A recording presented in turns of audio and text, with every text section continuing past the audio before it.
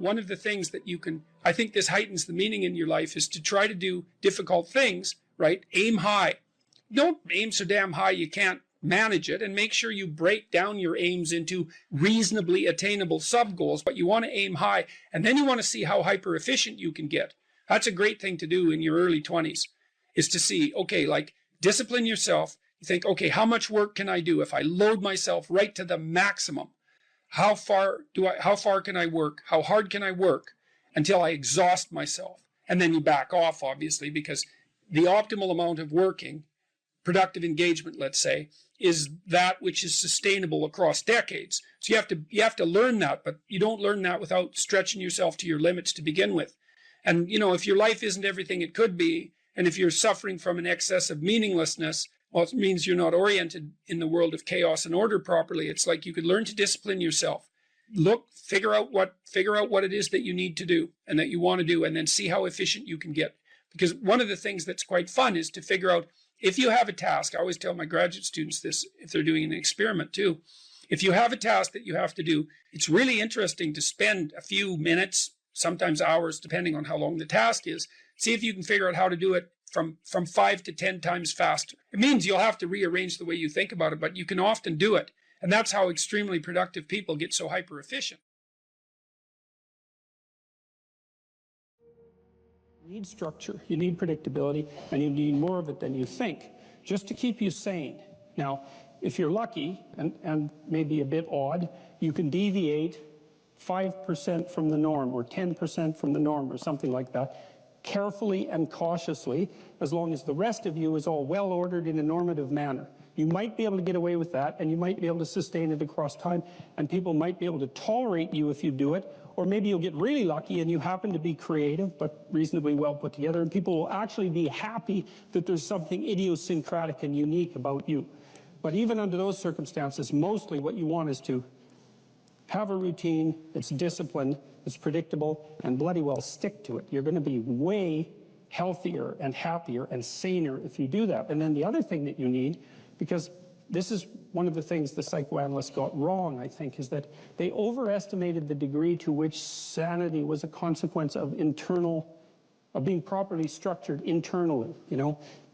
Because from the psychoanalytic point of view, you're sort of an ego, and that ego is inside you. And of course, it rests on an unconscious structure, but the purpose of psychoanalysis is to sort out that unconscious structure and the ego on top of it, and to make you a fully functioning and autonomous individual. But there's a problem with that, because the reason that you're sane as a fully functional and autonomous human being isn't because you've organized your psyche, even though that's important. The reason that you're sane, if you have a well-organized unconscious and ego, is because other people can tolerate having you around for reasonably extensive periods of time, and will cuff you across the back of the head every time you do something so stupid that people will dislike you permanently if you continue.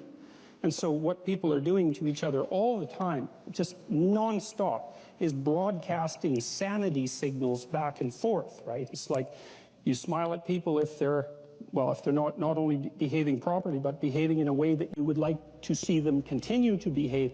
You frown at them if they're not, you ignore them if they're not, you shun them, you roll your eyes at them, you manifest a disgust face, you don't listen to them, you interrupt them, you won't cooperate with them, you won't compete with them. It's like you're blasting signals at other people about how to regulate their behavior so frequently, well, it just makes up all of your social interaction. That's why we face each other, and we have emotional displays on our face, and we're looking at each other's eyes, and we know as much as we can about what's going on with each other, given that we don't have immediate access to the contents of their consciousness. And so partly what you're doing with your routine is establishing yourself as a credible, reliable, trustworthy, potentially interesting human being who isn't going to do anything too erratic at any moment. And everyone else is around there tapping you into shape, making sure that that's exactly what you are. And that's how you stay sane. And so what happens to people too, if they don't have a routine and they get isolated, is they start to drift.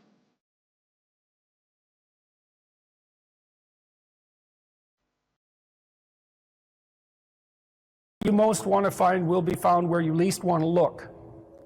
There's this old story that's from King Arthur, and King Arthur has these knights, right? They all sit around a round table, which means they're roughly equal. That's what the round table means. And they're off to find the Holy Grail, and the Holy Grail is the most valuable object. That's what it means. So they're off to find the most valuable thing, but they don't know what it is and they don't know where it is. But they know that there's a most valuable thing. So in some sense, it's akin to them orienting themselves by the star.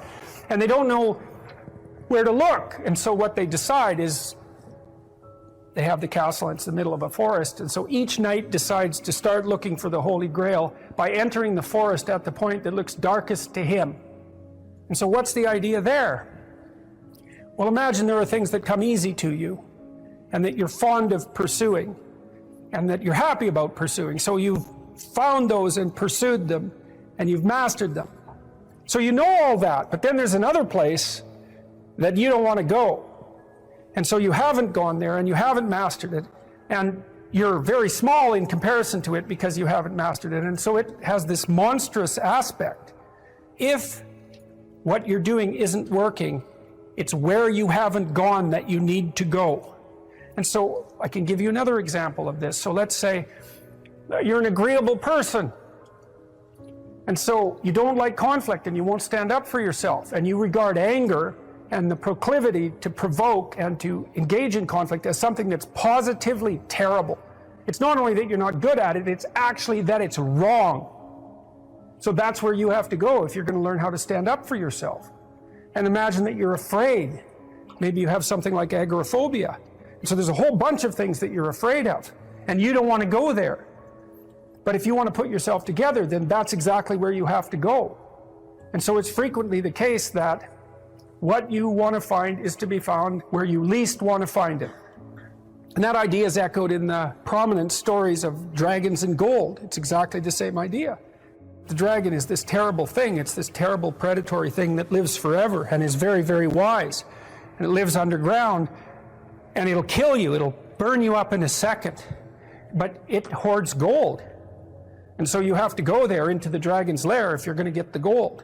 And that's a representation of people's paradoxical relationship with reality. It's like you have to go out there and confront it in order to incorporate what it has to offer to you. But the probability that that's going to be intensely dangerous and push you right to the limit, first of all, those are actually the same thing. If it didn't push you to the limit, you wouldn't gain anything valuable from it. So you don't get one without the other. You don't get the gold without the dragon. That's a very strange, very, very strange idea. But it seems to be accurate. So all of that's lurking underneath this, in this imagery of the whale. Now, the whale, you can think of the story of Jonah.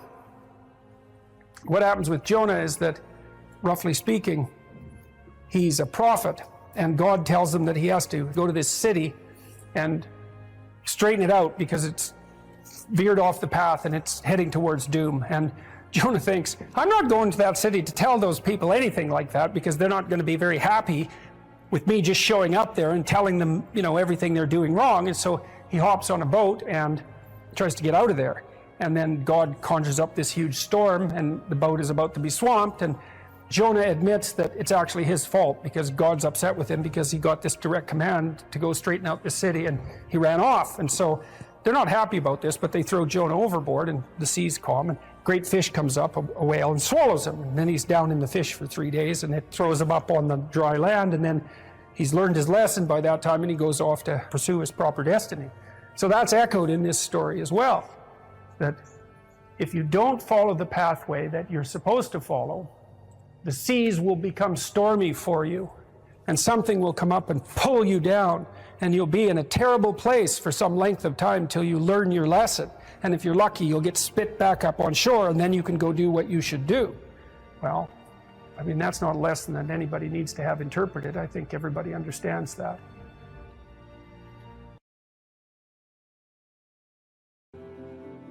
Life has proximal meanings, right? There's the meaning that you experience when you're engaged in a piece of art, or when you're reading, or when you're engrossed in a movie or in a conversation. There's the meaning that emerges within your relationships with people that you cherish or are enthusiastic with. There's meanings of security and predictability. There's meanings of duty and responsibility and active engagement with your job and your career. There's meanings of aesthetic pleasure. Now, all of those have their value, and each of them has their place. And maybe there's a hierarchy of value there as well, so that some of those meanings are deeper than others. And then you might say, well, what characterized the deepest of all meanings? And it would be something like relationship with the transcendent, and that would establish a relationship between you and what's always been conceptualized as God, which is generally supposed to be something ineffable, right? It's not definable, but you might think about it as the central animating spirit of the age, or the value around which all other values are organized, or the wisdom of the ages, or the creative spirit that possesses you when you're inspired, or what grips you with enthusiasm at a sports event or at a musical event. All of those things. And we need a relationship with that. And we find our deepest meaning in that relationship. And if we don't find it, I think if we don't find it in something that's explicitly religious, then we tend to magnify something of lesser value, say something political, into that to fill the void. So yes, life has proximal meanings without God, without eternity, but at the ultimate level, something's lacking. And it's the desire to fulfill that lack that, and maybe the lack itself, that's part and parcel of the religious instinct. So you can kill God, but you can't. That doesn't rectify the hunger for God. And then that hunger seeks out replacements. That's how it looks to me. So, and then, you might also say, well, does that mean you have to believe in God? And I don't think of the proper answer to that is that you need to agree with a propositional statement. Does God exist? Yes. Like, is this table there? Yes. It's not that kind of relationship. I mean, it's characterized in the Old Testament as a struggle. So Israel means those who struggle with God. And you have to participate in that struggle. And you can do that, weirdly enough, as a believer or as a non-believer. Maybe sometimes more intensely as a non-believer. The issue might be more paramount then, the issue of virtue and the issue of the ultimate orientation. If you're plagued by bouts of depression and anxiety, that does destabilize your identity. So it's almost by definition. But having said that, look, this is when habit and plan and strategy are so useful. So in the periods of depression that I've had, and some of them were long and certainly the most unpleasant experiences of my life. This is when you need a philosophy, let's say, that's allied with your vision and your strategy to sustain you. Because what would happen to me is that, I have a vision, and I suppose the vision is of a world that's better, that's less likely to descend into ideological catastrophe, and where people are more responsible and more awake and more educated and healthier. All of that, a vision of a better world, a world that's less hellish at least, but also a better world, and some sense of what role I might play in that. And so that's very motivating. Like, it's a profound goal to try to make things better. And you can do that locally. You can do that for yourself. You can do that for your family. You can do that for the broader community. And all of that's worth it, man. It's worth making some sacrifices for. It's worth suffering for to some degree.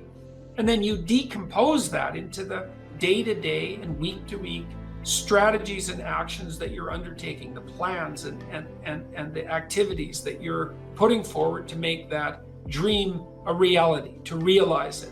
And then when the depression and anxiety come along, you think, part of it with depression, it's just bloody endurance. It's like you get up and you work through the next hour, you try to stay on track, you try to implement your strategic plans to the best of your ability, and you hope and you pray that you'll get through it. You know, you'll get through it, and that the darkness will recede, and you stay on track. You eat even though you're not hungry. You get up even though you want to stay in bed.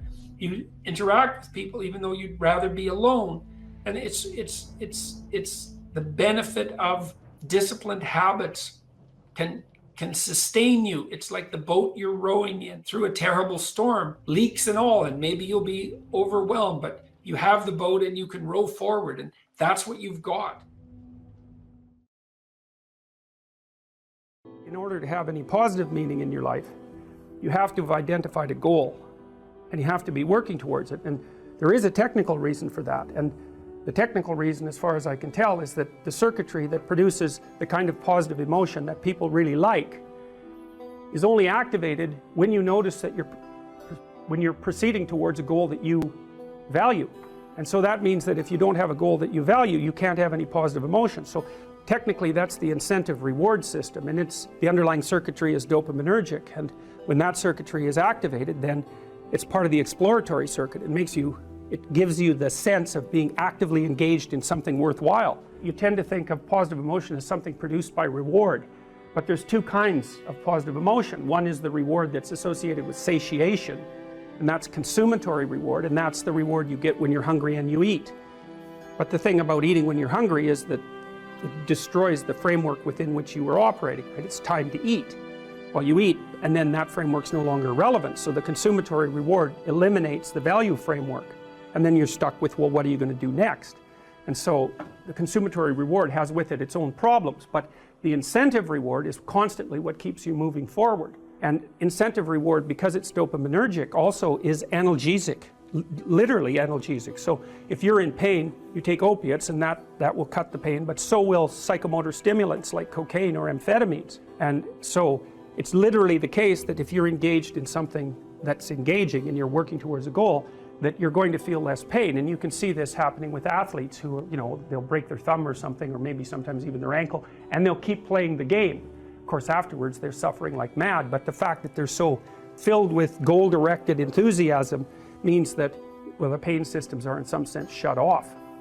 So that's an interesting thing, because what it suggests, I mean, then you could imagine, I might say, well, how happy are you that you've made a certain amount of progress? And if you think about it, what you'd say is, well, it depends on how much progress and in relationship to what. So hypothetically, you're going to be happier if you've made quite a bit of progress towards a really important goal.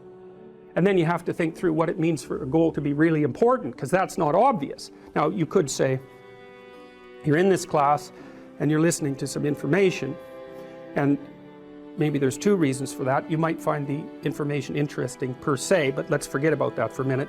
You need to listen to the information so that you can do well on the assignments, so that you can do well in the class. You need to do well in your classes so that you can finish up your degree. You need to finish up your degree so that you can find your place in the world. You need to do that so that you're financially stable, and maybe you can start a family and have a life, and that's all part of being a good person, something like that. And so that's a hierarchy of goals, and you might say that being a good person would be the thing, however vaguely thought through, that's at the top of that hierarchy. And then when you're doing things that serve that ultimate purpose, then you're going to find those more meaningful, and that meaning is actually produced as a consequence of the engagement of this exploratory circuit that's nested right down in your hypothalamus. It's really, really old. It's as old as thirst, and it's as old as hunger. It's really an old system. And so you want to have that thing activated.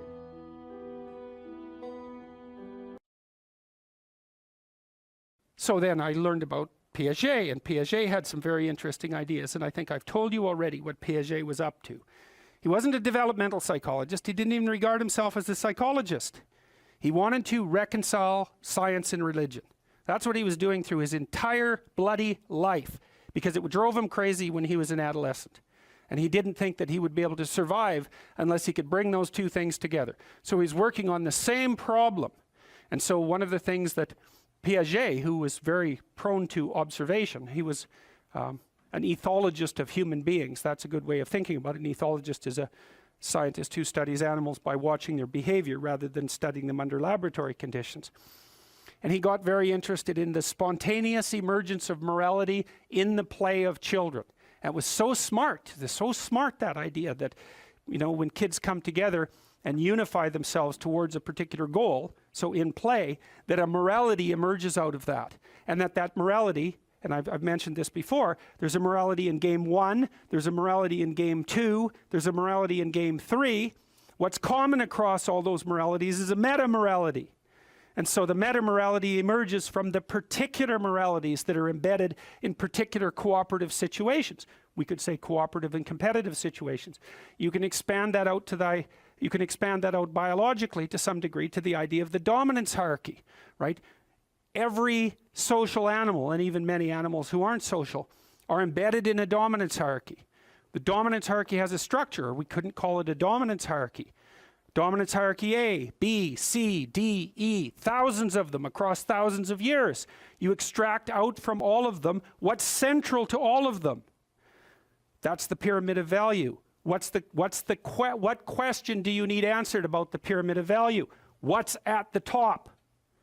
Because that's the ideal. That's the eye at the top of the pyramid, or the golden Buddha in the lotus. It's the same thing. It's the same thing as the crucifix, paradoxically enough. And it has to do with something like the voluntary acceptance and therefore transcendence of suffering. It's something like that. These are not arbitrary ideas. They're deeply, that's my case anyways, they're deeply, deeply, deeply rooted in biology and culture. They're as deeply rooted in biology as the dominance hierarchy is rooted in biology. And we already know the answer to that. The dominance hierarchy has been around for 350 million years. It's a long time. You don't get to just brush that off and say, well, morality is some sort of second-order cognitive problem. It's like, no, it's not. I mean, I can tell you something about its instantiation in your nervous system. You have a counter at the bottom of your brain that keeps track of where you are in terms of your status, and it bloody well regulates the sensitivity of your emotions. So if you're at the bottom of the hierarchy, barely clinging on to the world, everything overwhelms you. And that's because you're damn near dead. And so everything should overwhelm you. You've got no extra resources. Any more threat, you're sunk. So you become extremely sensitive to negative emotion, and maybe also impulsive, so that you grab while the grabbing's good. And if you're nearer the top in the dominance hierarchy and your counter tells you that, then your serotonin levels go up, you're less sensitive to negative emotion, you're less impulsive, you live longer, like everything works in your favor. Your immune system functions better, and you're oriented at least to some degree towards the medium and long-term future. And you can afford that because all hell isn't breaking loose around you all the time. And so then the question is there a way of being that increases the probability that you're going to move up dominance hierarchies? Well, that doesn't seem to be a particularly provocative proposition, unless you think that it's completely arbitrary and random, and that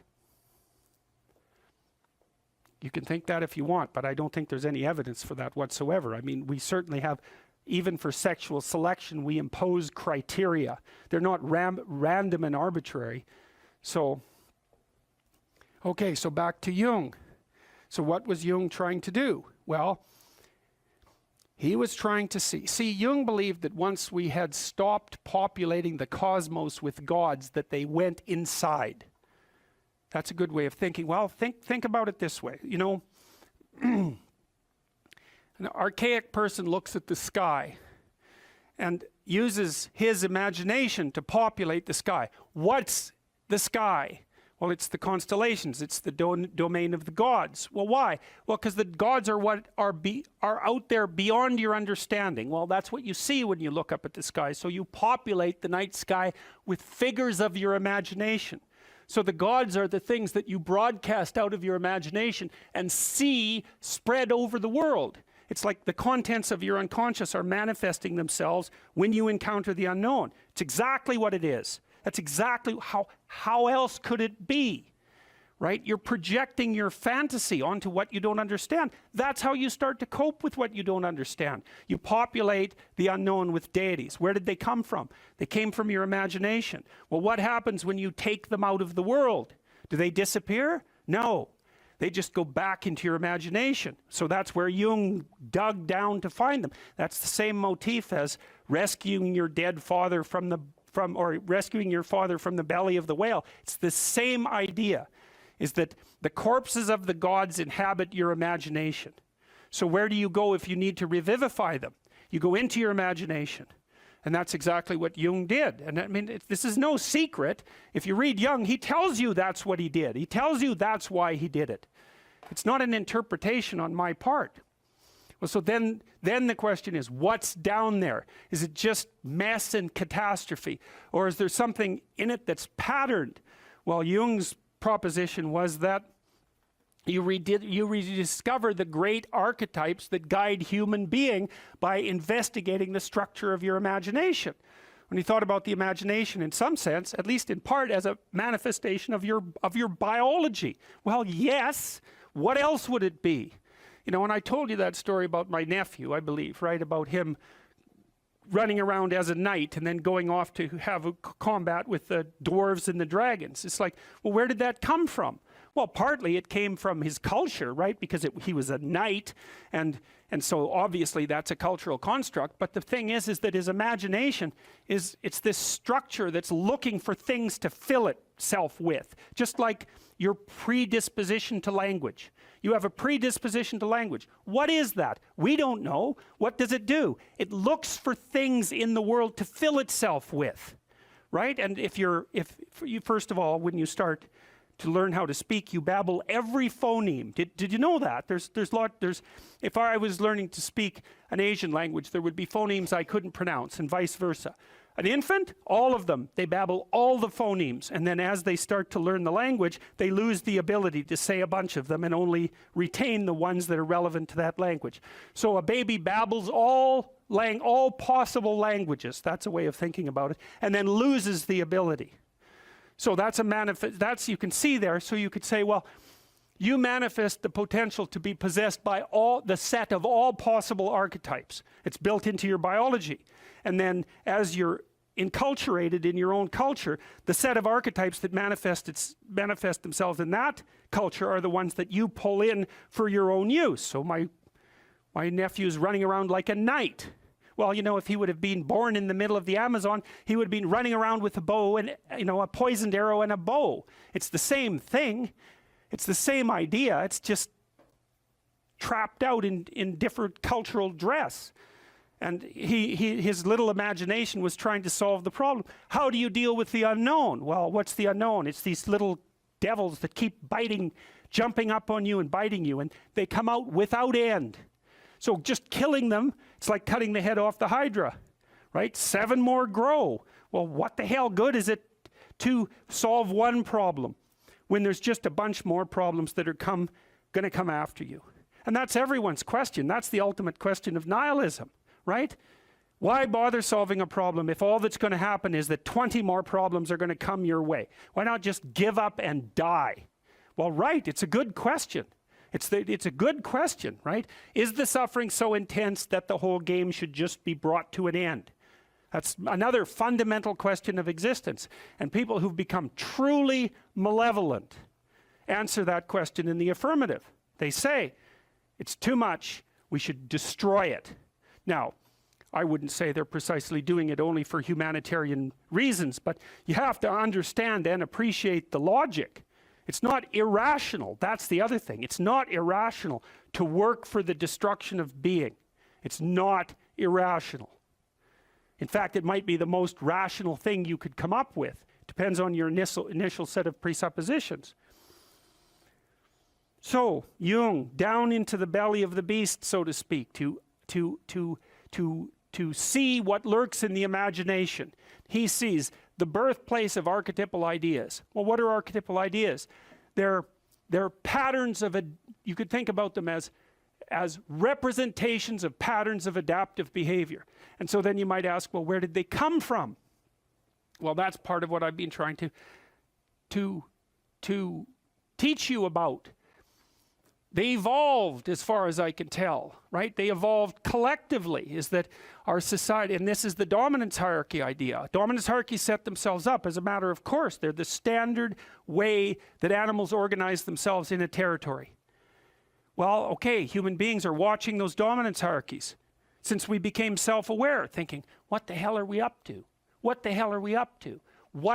And there's a question that lurks in there. What constitutes acceptable power? What constitutes acceptable sovereignty? Who should lead? Who should rule? What should be at the top? Well, we talked about that. The Mesopotamians figured that out. Speech and vision, that's Marduk. Speech, vision, and the willingness to confront the terrible unknown. That's what should rule. Well, what? Is that an arbitrary idea, or is that a great idea? How could it be any other way? Well, that's what human beings are like. And I don't think that you can read the Mesopotamian story and understand the reference, which isn't an easy thing to do, and fail to draw that conclusion. Marduk has eyes all the way around his head. He speaks magic words. He goes off to fight Tiamat, the dragon of chaos. Well, what's that? That's the reptilian predator that lurks in the unknown. Well, is any of that, is there anything about any of that that stands in opposition to what you would presume if you were just analyzing our situation from a purely biological perspective? We're prey animals, we're predators. We've been threatened by reptiles forever. Why wouldn't we use the predator that lurks in the dark forest or the water as a representative of the unknown? Why wouldn't we harness that circuitry? We already have it at hand, and even more to the point, how could we do anything else? It makes perfect sense. Well, so then you might say, well, what would you want to be king? You could say king of the world or king of your own soul. What do you want to subordinate yourself to? How about your heroic willingness to encounter the unknown and articulate it and share that with people? There's no nobler vision than that. And I don't see that it's merely arbitrary. And it's not merely arbitrary too, because if you do that, to the degree that you do that, assuming your society isn't entirely corrupt, you will be successful. It will actually aid you practically. You'll rise up above men. You'll be selected by women. You'll be admirable. You'll be valued. And you know that because if you look at the people that you admire and value, again, unless you've taken a detour into dark places and are possessed with admiration for people who are working for malevolent purposes and for destruction, you just have to watch the people that you admire and try to figure out what's common across them and draw your own conclusions. And you can ask yourself too, when you're torturing yourself with your conscience because you're not doing what you should be and you know it, what is it that you're torturing yourself in relationship to? You have a vision of your own ideal and you torment yourself if you're not matching it. What's the ideal? Well, you don't know, right? It's kind of incoherent and poorly articulated, but that doesn't mean it isn't trying to manifest itself and make itself known to you. It's really the purpose of religious education, is to make that ideal articulated. Are you depressed or do you just have a horrible life? And those are not the same question, because if you're depressed, you have a life that in principle should work, but isn't. And so you come and say, look, I've got a lot of things going for me. You know, I've got a good job. I've got a good family. My wife loves me. But man, I'm miserable all the time. It's like, okay, well, let's delve into that a bit more deeply. But that kind of sounds like depression.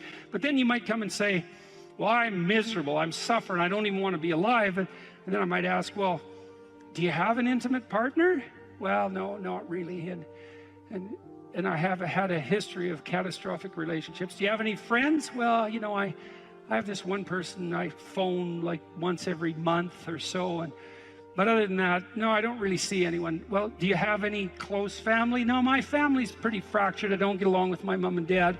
I don't see my sisters or my siblings much. It's like, well, how about a job? Or how about a career? Or failing that, a job?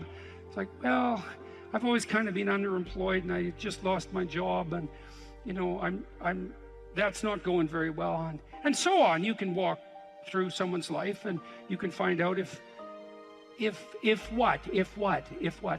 they're reasonably embedded in a hierarchy of social institutions. And if the answer is no, no intimate partner, no family, no children, no friends, no job, no career, no educational pathway, no engagement in civic responsibility, let's say, no church attendance, no spiritual life, no routine. It's like, Well, you're not depressed, you just have a horrible life. Multidimensionally. Like, it's no wonder you're depressed. There's nothing in your life that is working. But it's interesting because that's not exactly a diagnosis at the level of the individual. It's a diagnosis in relationship to the relationship between the individual and this structure of containing social institutions. If you don't have an intimate partner, and you don't have a family, and you don't have any friends, and you don't have a career or a job or any civic involvement or any involvement, let's say, with religious institutions, and you don't have any creative striving, all you've got left is pain. And so that's what you have. And so here's a different way of thinking about sanity. Sanity isn't being well constituted as an atomized individual. Sanity is what makes itself manifest if you're properly situated in a hierarchy of social order. To be well constituted, you have to be a harmonious player in a multidimensional symphony in some real sense of social interaction. It's very hard to stay on the straight and narrow without a partner who doesn't share your blind spots, correcting you constantly. You know, now that's annoying. There's a tussling about it, right? There's a fractious and adversarial element to that, because if you're married, you don't see eye to eye, and thank God for that, because sometimes in your foolish insistence on being right, you're wrong, and wrong in a way that'll take you out. And so you better have a partner who doesn't think the same way you do. And fortunately, if you have a partner, you have a partner who doesn't think the same way you do. And so if you can get the dialogue flowing, then that's a mutually corrective mechanism. And so then you might say, well, the truthful dialogue between partners in a marriage is actually, it's the process by which sanity itself is generated. And I mean technically, it's like you're too complex to regulate yourself, period.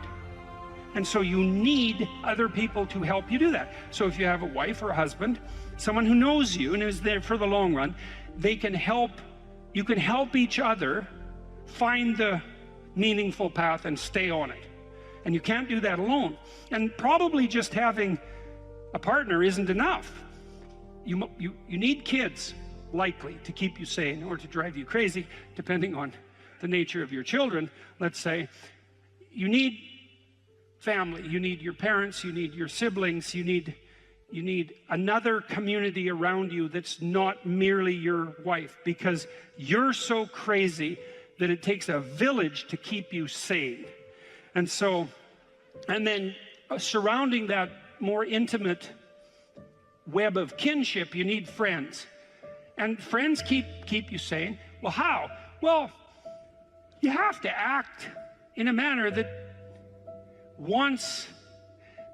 makes them want to be around you to have friends. And that means that to maintain your friendships, you have to be saner than you really are, right? They have to be able to enjoy their time with you.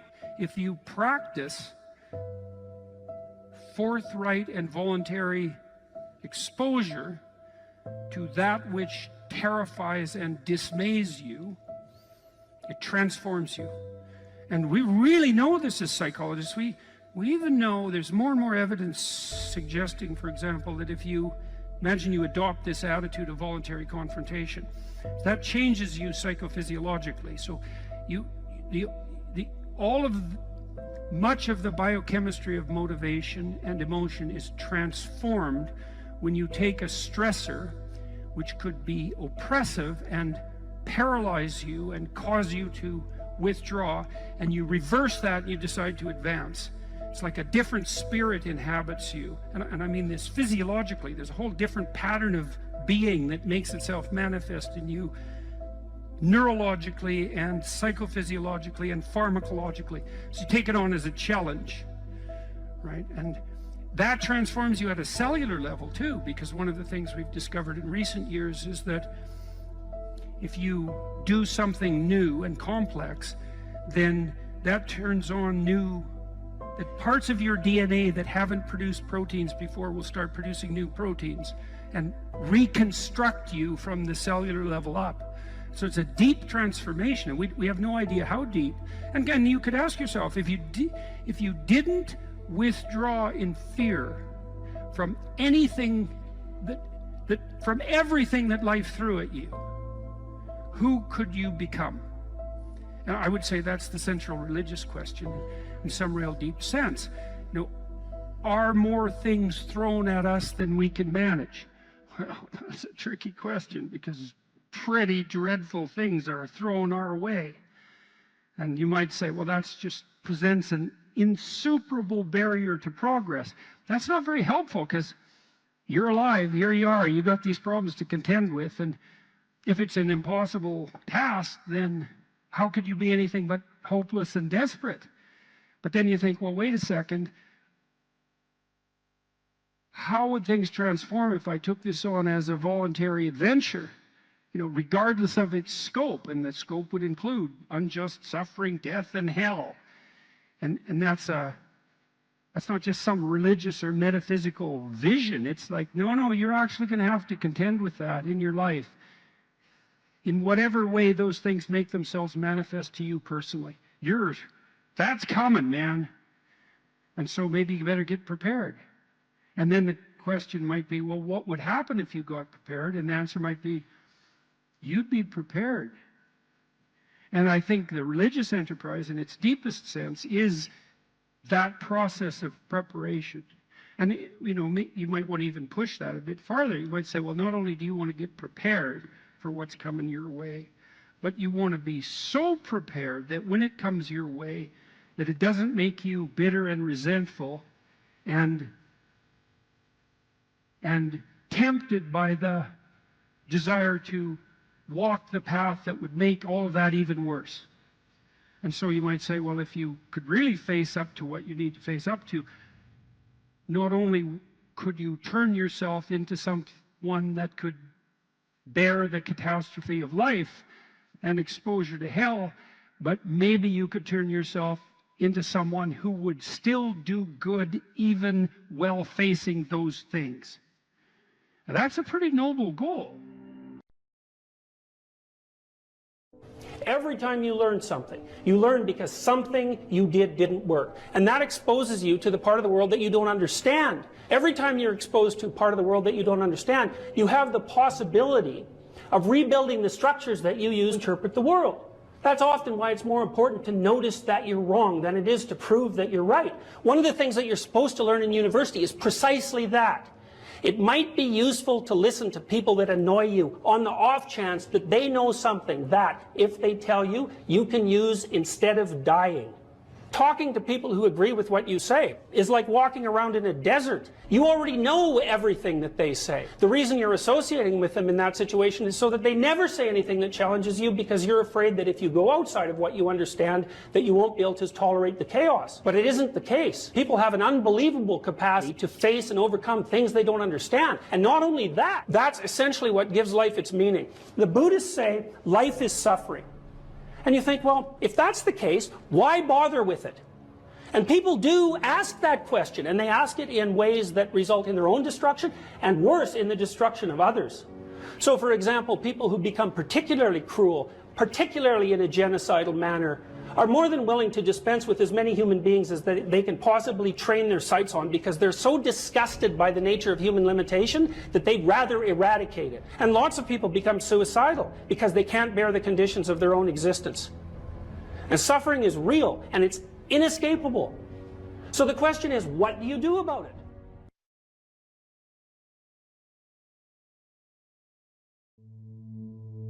Most creative people fail at producing their creative product and monetizing it, right? So your default position, if you're a creative person, is you're going to fail.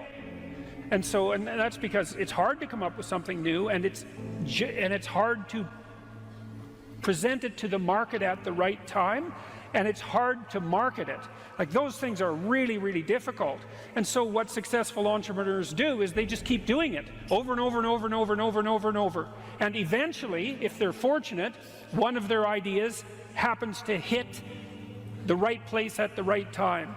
And so that's also Darwinian in some sense. You know, you're creating all these little enterprises that are sort of alive. They're run by people, after all. And even if your idea is good, that doesn't mean it will be successful.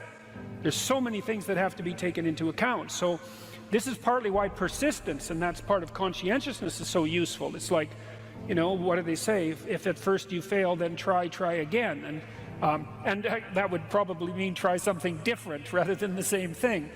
But persistence is helpful because it enables you to run many, many experiments. And you need to know that the baseline is failure. You know, it's important, because otherwise you'll blame that on yourself. You know, and some of that's useful because there's probably some things that you could improve about yourself. But it's very difficult to go from 0 to 1, you know. If you're starting out as a salesperson, for example, the hardest sale is the first customer. And then, you know, they get easier with each additional customer. You got to know that there are differences in intelligence. It's really important. If you go into a job and you're not smart enough for that job, you're going to have one bloody miserable time.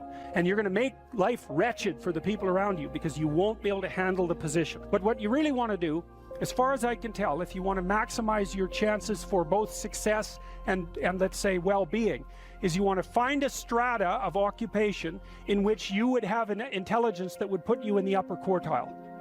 That's perfect. Then you're a big fish in a small pond. And you don't want to be the stupidest guy in the room. It's a bloody rough place to be. So, and you probably don't want to be the smartest guy in the room either, because what that probably means is you should be in a different room. If you want to be the best at what you're doing, bar none, then having an IQ of above 145 is a necessity, and maybe you're pushing 160 in some situations, and maybe that's making you one person in 10,000 or even one person in 100,000. And then also, to really be good at it, you probably have to be reasonably stress tolerant and also somewhat conscientious.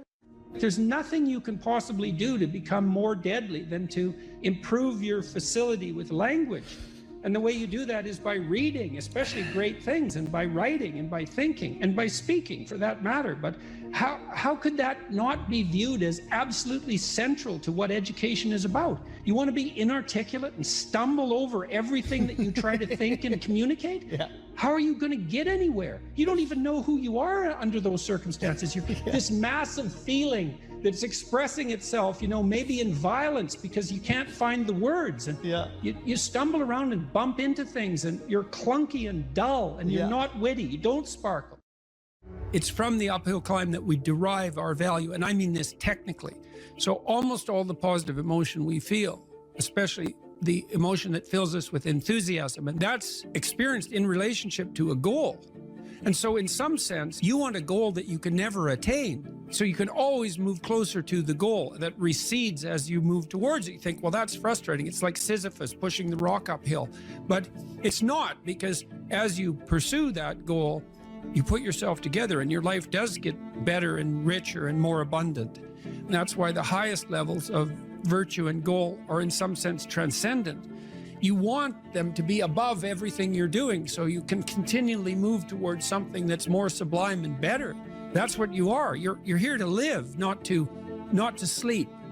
And the problem with the vision of Mai Tais on the beach is that, well, first of all, that's a vision of drug-induced unconsciousness. Second, it's only going to work for about a week. Third, you're going to be a laughingstock in a month, and depressed and aimless and goalless. You want a horizon of ever expanding possibility. And so it does happen to people because they've staked their soul on the attainment of an instrumental goal. And it can be a pretty high order goal, but then you think, now I'm there, now what? Well, the answer can't be, well, I'm going to live in the lap of luxury and never have to leave the face. What do you want to be, a giant infant with a gold bottle? You never have to do anything but lay in your back and suck. It's like, you see the problem with that as a conceptualization. It's no, you want to be like an active warrior moving uphill with your sword in hand. And that's dynamic, that's exciting. one of the rules, I think it's rule 4, is compare yourself to who you were yesterday and not to who someone else is today. And see, that's a game you can win. The possibility that you can make yourself slightly better on a continual basis is, I think that's something that's accessible to everyone. I think that's equivalent to leading a virtuous life. There is something to be said for virtue and truth, you know, and that is one thing. Another thing that I've noticed about people who've been phenomenally successful is that they really do everything they can to live a truthful life. And you can get a bloody long ways by being honest.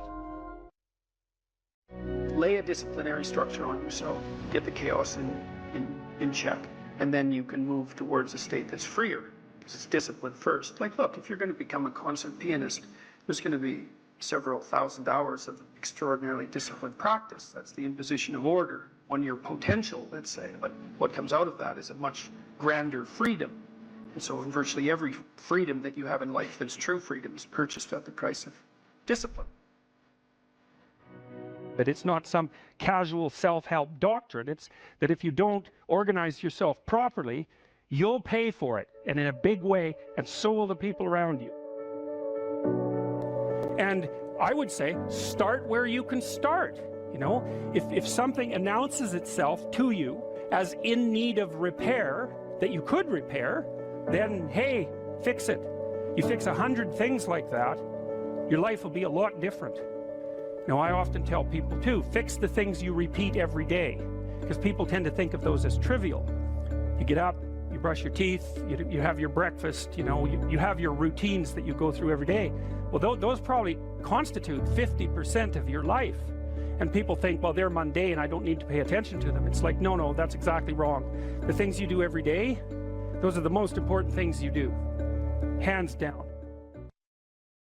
People are afraid of the truth because often if you reveal it, it causes conflict in the moment. Telling the truth is definitely an adventure. Seeking for sure, but also telling. Another way of going about it is to just say what you think and see what happens. That's an adventure because you don't know what the outcome is going to be. So look, there's this old idea that it's necessary to have faith in the truth. And so here's a way of thinking about that. Someone asks you a question and you might think, well, here's the outcome I want, and so here's how I'm going to answer that question. So that's one way of approaching it. But another way of approaching it is, you ask me a question, I'm going to think about the answer, and I'm just going to tell you what I think. And it doesn't matter what the outcome is, because I'm willing to see what the outcome will be, predicated on the idea that there isn't a better outcome than the one that truth produces. Even if it's harsh and terrible in the short term, and sometimes it is, it's like there isn't a better way of doing it. Now, you might say, well, how do you know that? And the answer is, well, I don't know that. That's why it's an article of faith, because I believe, and I believe this deeply, the being that you produce as a consequence of telling the truth is good, by definition, even though it's harsh and often uncomfortable, because you get in trouble. One of the things that I've really learned recently, or learned to articulate better, is that there's a very tight relationship between aspiration and responsibility. The first question might be, do you need to aspire to something? And the answer is, well, yes, because you have to do something. If you just sit there, you'll die. You can't just sit there. You have to go act out in the world. Okay, so act towards what? Well, that's whatever your aspiration is. You have to have an aim. Okay, well, what should the aim be?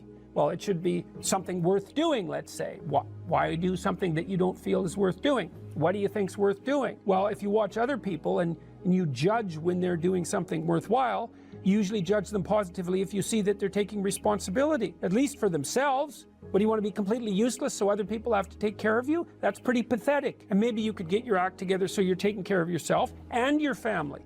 And maybe you could even do better than that and take care of yourself and your family and your community. Well, good for you. That's responsibility, and that's an aim.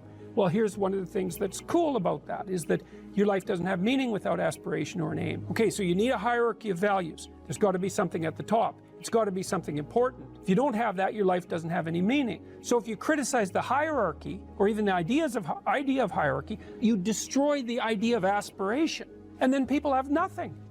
Well, that's not helpful. People are built for a struggle, and they're built for a weight, and you want to take on a heavy burden voluntarily. See if you can put yourself together. See what you can do out in the world while you're waiting to die. It's an all-in game. It better be worthwhile.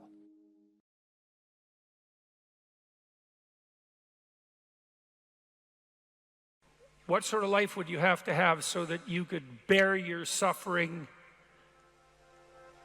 nobly? That's a good question to ask yourself. Now, and so we had people just write for 15 minutes. If you could have what you wanted, needed, what might that look like? And there's an instruction there too, is do it badly. Because what the hell do you know? And besides, your vision's going to change as you progress through your life. And so you're not going to get it done perfectly, but that's okay. Get it down. Get a rough first draft down, right? A rough approximation of who you could be if you got your act together. And not who other people think you should be, you know? Although that might enter into it because you don't want to be completely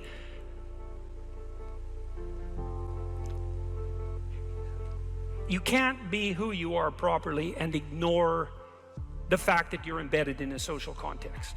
And so you have to take the fact that there are other people into account.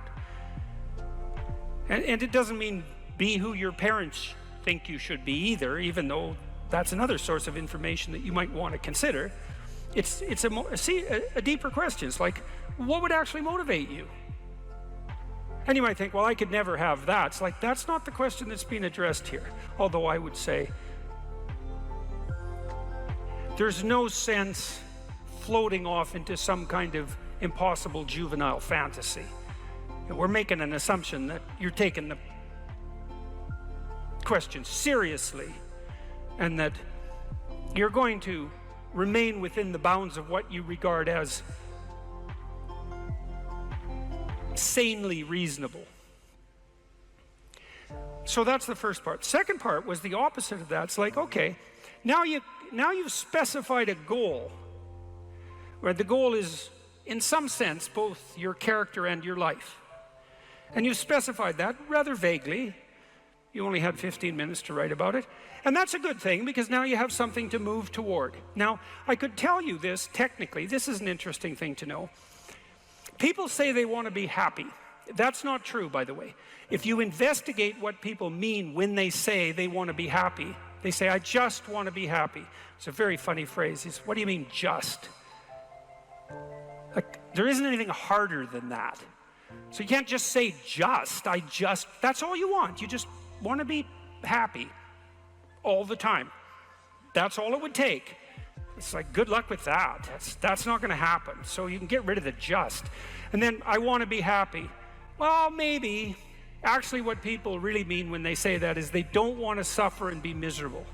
So really what they mean is they don't want to experience excess negative emotion. And you can find that out if you carefully question people and carefully analyze the answers. You find out they're actually more concerned about avoiding the catastrophic negative than living in a world of hedonistic delight. Now, you also find that while avoiding the catastrophic tragedy, they wouldn't mind having a little bit of hedonistic delight. And so some happiness is interleaved in there. Then you might ask yourself, to the degree that people do want hedonistic delight when they're being happy, what does happy mean? And you might think, well, happy means getting what you want. Happy is how you feel after Christmas dinner. It's like, no, that's asleep, right? That's content and asleep. Now, that's a form of contentment, but it isn't really what people mean when they say that they want to be happy. The happiness that people refer to when they talk about happiness has more to do with enthusiasm. And enthusiasm is an interesting word because it means, it's entheos. It means to be inspired. Inspired is in spirit. It means to be imbued with the Spirit. Well, enthusiastic is to be imbued with the Spirit of God, interestingly enough. And we'll return to that. When do you experience the positive emotion that's associated with happiness? The answer is, not when you've attained a goal, but when you're pursuing one. So you're set up. Your positive emotion is associated with movement forward. You could say that your positive emotion is the psychological equivalent of forward movement. just as your negative emotion is the psychological equivalent of freezing or retreating. And so your emotions are very tightly tied to your action. Freeze, retreat, negative. Advance towards a goal, positive. No goal, no positive emotion. Now, if you don't remember anything else from tonight, that's a good thing to remember. No goal, no positive emotion. A corollary of that as well is no goal, confusion. So no goal not only means no positive emotion, it also means confusion, and confusion means anxiety and dread. And so a life without a goal is confusing and hopeless. And that begs the question, what should the goal be? And that's partly what we're trying to establish. You wrote for 15 minutes, you try to develop a vision for your life. Now you have something to move toward. That sets up the precondition for potential positive emotion and happiness. What else do you need to motivate you? Well, how about negative emotion? So what do you do with that? Well, negative emotion can stop you. You might think, well, I'd like to get a better job, but I'm afraid of putting myself out in the job market. I'm afraid of being evaluated. I'm afraid that if I tried something more difficult, I might fail. Then you have your negative emotion opposing you, right? It's anxiety is stopping you. And fair enough, because there are things to be anxious about. But what if you could get your negative emotion behind you, pushing you instead of stopping you? Sometimes in my clinical practice, I would have clients who hated their job. They're laboring under the thumb of a tyrant. And maybe that was partly because they'd turned themselves into slaves, but it didn't matter. They were laboring under the thumb of a tyrant. They needed to make a move, laterally or up. They needed to make a move. And they were often afraid to, and they had their reasons. They didn't want to contemplate their resumes. They didn't want to open up their CVs. They didn't want to face the inadequacies of their past. They were afraid of being evaluated. They were afraid of being rejected. They didn't know how to negotiate. They didn't know how to conduct themselves in an interview. They're afraid of losing the security they'd already built up. They had their fears, and they were real, and those fears stopped them. But they'd come to me and say, oh my God, you know, I'm so miserable. My life is so miserable, and we'd take that apart. And one of the reasons was because they were laboring under the thumb of a tyrant. And then we'd talk that through, and they'd say, well, I'm afraid to make a change. And I'd say, well, that's okay. That's understandable. How afraid are you of not making a change? Let's make a little vision of that. You're 35, you hate your job. What's the consequence? You're not motivated, you don't want to get out of bed in the morning, you're starting to get depressed, you're getting bitter, you're getting resentful, you're getting cynical, you're amotivated at work, you're not doing a very good job, and you're starting to shrink. Now play that out for 10 years. You don't change it, you don't fix it. And what happens? Well, it's not like it's going to get better of its own accord. What's going to happen to you? Well, for sure, at minimum, what's going to happen to you is you're going to be in the same situation, but 10 years older. And if you can't get out of that situation now, what the hell makes you think you're going to get out of it in 10 years? You're 10 years older, you're 10 years more bitter, you're 10 years more cynical. Maybe by that time your marriage has collapsed because who the hell wants to live with you? You're even more of a slave than you were because you've labored another 10 years under the thumb of the tyrant and stepped backwards every time you were asked to, so you got smaller and smaller as the tyrant got bigger and bigger. It's like, think about that, and that means imagine it. Imagine that, okay? Now that's the situation. You're stuck where you are, but it's 10 years from now. And when I say think of that, I mean imagine that. It's like really play it out. It's like, you know how miserable you are now? You're afraid of making the necessary changes, but you know how miserable you are now. Just imagine how miserable you could be in 10 years.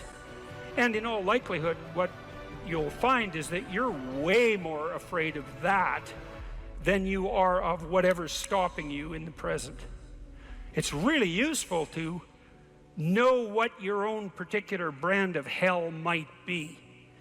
And so one of the things we do in this writing exercise is have people do the reverse. Like, okay, so imagine now, 5 years from now, you've let whatever temptations you're particularly susceptible to have the upper hand.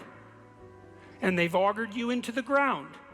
You know, one person's an alcoholic, another person's a criminal, another person's living on the street, someone else is like skirting the edges of prostitution, somebody else is narcissistic and bitter, somebody else is depressed and anxious. You know where you would fall off the edge of the earth if you fell off in whatever direction you're prone to fall off. Everyone knows that, but we avoid that. You know, that's rule 3. Do not hide things in the fog. Is that the rule? Do not hide unwanted things in the fog. Yeah, well, we often won't allow ourselves to imagine the catastrophe that we're pursuing, let's say through inaction. That's a good thing to fix.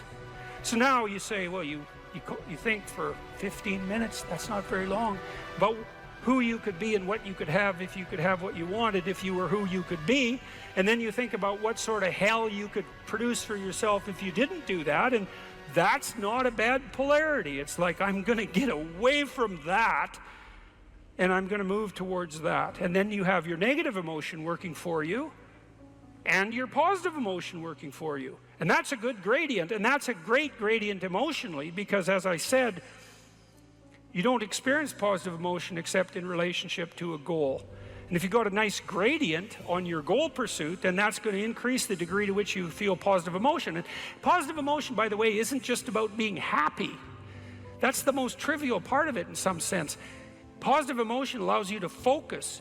It's the soul of concentration. It's the essence of enthusiastic motivation. When you say, I really want to do that, that statement is predicated on the existence of positive emotion. It's the fact that the goal beckons to you that makes you say, I want to do that. And you know how much easier it is to do something you want to do than to do something you don't want to do. And that ease is actually a consequence of the activation of the system that governs positive emotion.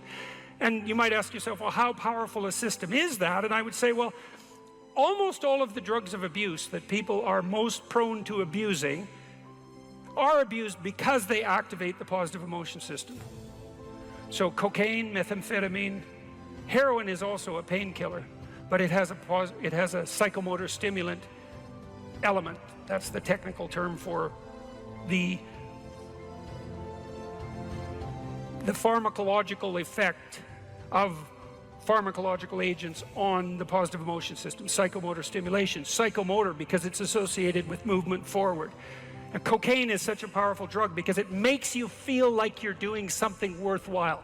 That's the system it hyperactivates. And so it's a primary system of motivation. It's as old as forward movement itself. It's a cardinal source of meaning. And it only manifests itself in relationship to a goal. If you write a book, which is virtually impossible, and then get a publisher, which is virtually impossible, you probably have a rejection rate of 99%. So then if you do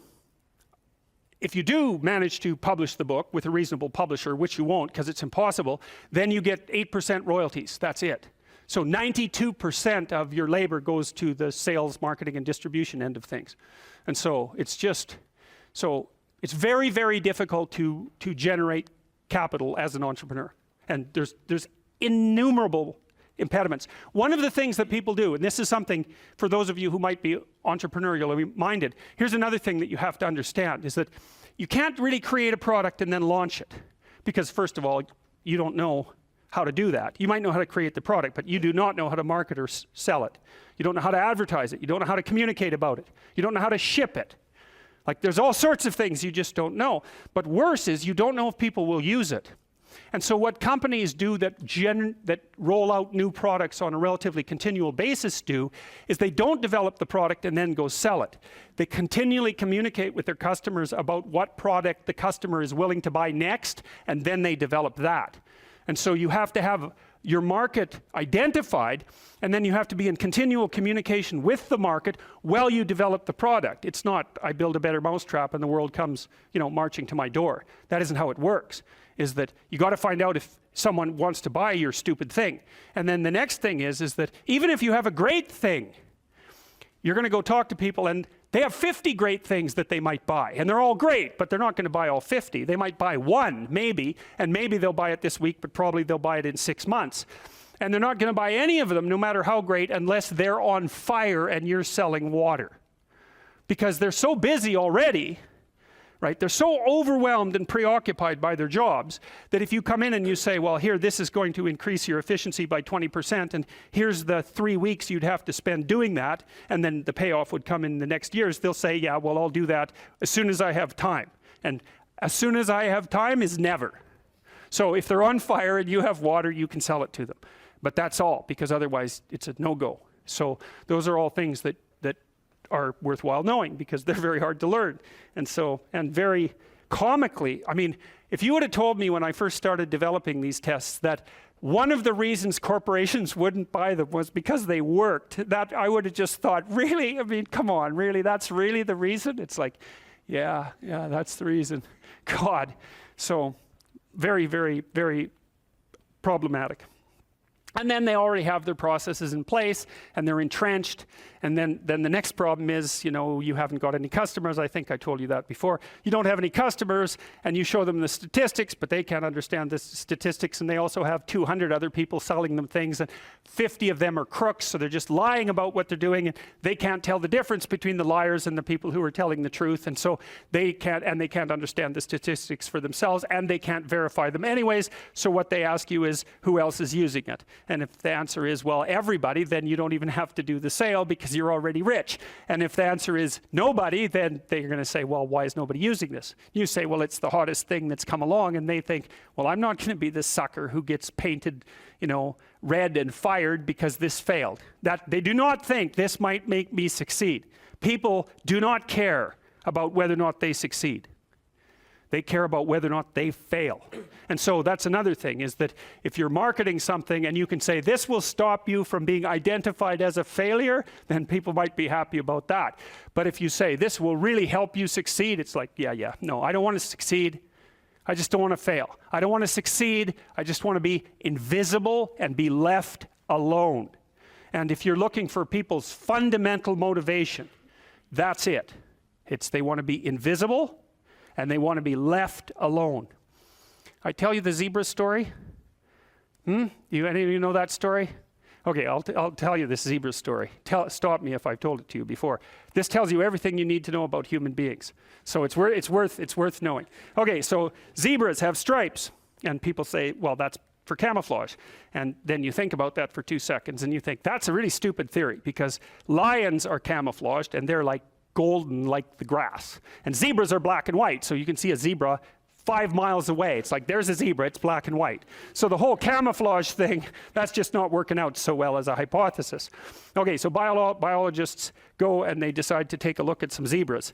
And so they're looking at a zebra on the herd, because there's no zebra, right? Just like there's no fish. There are schools of fish and there are herds of zebras. There isn't a fish. This is why I think the cod aren't coming back. There are no cod. There are massive 100-mile-long schools of cod, 10 stories deep, 20 million years old. You wipe out the school, you don't just get to throw a cod in the water and say, well, you know, off you go. It's like, well, where's my city? It's like launching you in the middle of a field. It's like, well, go out there and reproduce. It's like, no, that's not going to happen, you know? So without the school, there's no cod, and you can't just introduce a whole school of cod because you don't have a whole school of cod. So, you know, maybe the cod are never coming back. And zebras are the same thing. There's not a zebra. There's zebras. And so you're looking at the zebras, trying to study a zebra, and you look at the zebra and you make some notes and you look up and you think, oh, Christ, which zebra was I looking at? And the answer to that is you don't know, because the camouflage is against the herd. And the black and white stripes. There's a variety of reasons for the stripes. Flies also seem not to like the stripes, but you know, usually things evolve for multiple reasons. But anyways, it's very difficult to parse out a zebra against the herd. You look down, you look up, it's like, uh-oh, all those damn zebras look the same. Yes, the camouflage is effective, but it's against the herd. All right, so then you think, well, we better identify a zebra so we can see what he's up to. So then you take your Jeep, and a can of red paint and a stick with a rag on the end of it, and you drive up to the zebras and you paint their haunch red a little bit, put a nice red dot on their haunch, or maybe clip their ear with a cattle clip. And then you stand back and you think, hey, I'm pretty smart, now I'm going to watch that zebra. So what do you think happens to the zebra? The lions kill it. Right, right, right. Because lions, they're smart, right? Hunting animals are smart. But they have to identify a zebra before they can organize their hunt. They can't just hunt the whole herd. They have to pick out a zebra. And so maybe it's like a zebra that's got a sore hip or something. And so you think, well, nature's kind. It just takes the weak. It's no, zebra or lions like really healthy, delicious zebras. But they look like all the other healthy, delicious zebras, so they can't get a bead on them. But if they're small and just born, or if they're limping, or there's something that identifies them, then the lions can pick them out. And then they do pick them out. And so the rule for human beings is keep your damn stripes on so the lions don't get you. And I'm telling you, man, if you want to remember one thing from my class about human motivation, that's a good thing to learn. People camouflage themselves against the herd, and they like to be in the middle of the herd, which is what fish do, by the way. If you have a big school of fish, the smart, healthy, large fish are in the middle of the school. Because you know what you call fish on the outside of the school? Bait. Right. So that's what people are doing. They're trying to move into the middle of the herd all the time. And the herd moves around, or the school moves around, and people are going, well, I'm in the middle. I'm staying in the middle here. So I've got this protective ring of people around me so the predators don't pick me out and do me in. So, okay, so that's part of the reason why I said, well, you can't sell something to someone for success, because you're thinking, well, people are aiming at success. Don't be thinking that. It's not by any means necessarily true. Trait neuroticism is a powerful motivator. And trait neuroticism is, let's not be too threatened or hurt. Right? That's the negative emotion system. And the negative emotion system is a killer source of motivation. You also see that there are scales of well-being that have been designed, mostly by social psychologists, which means they're very bad scales most of the time, because their psychometric capacity is absurdly low, generally speaking.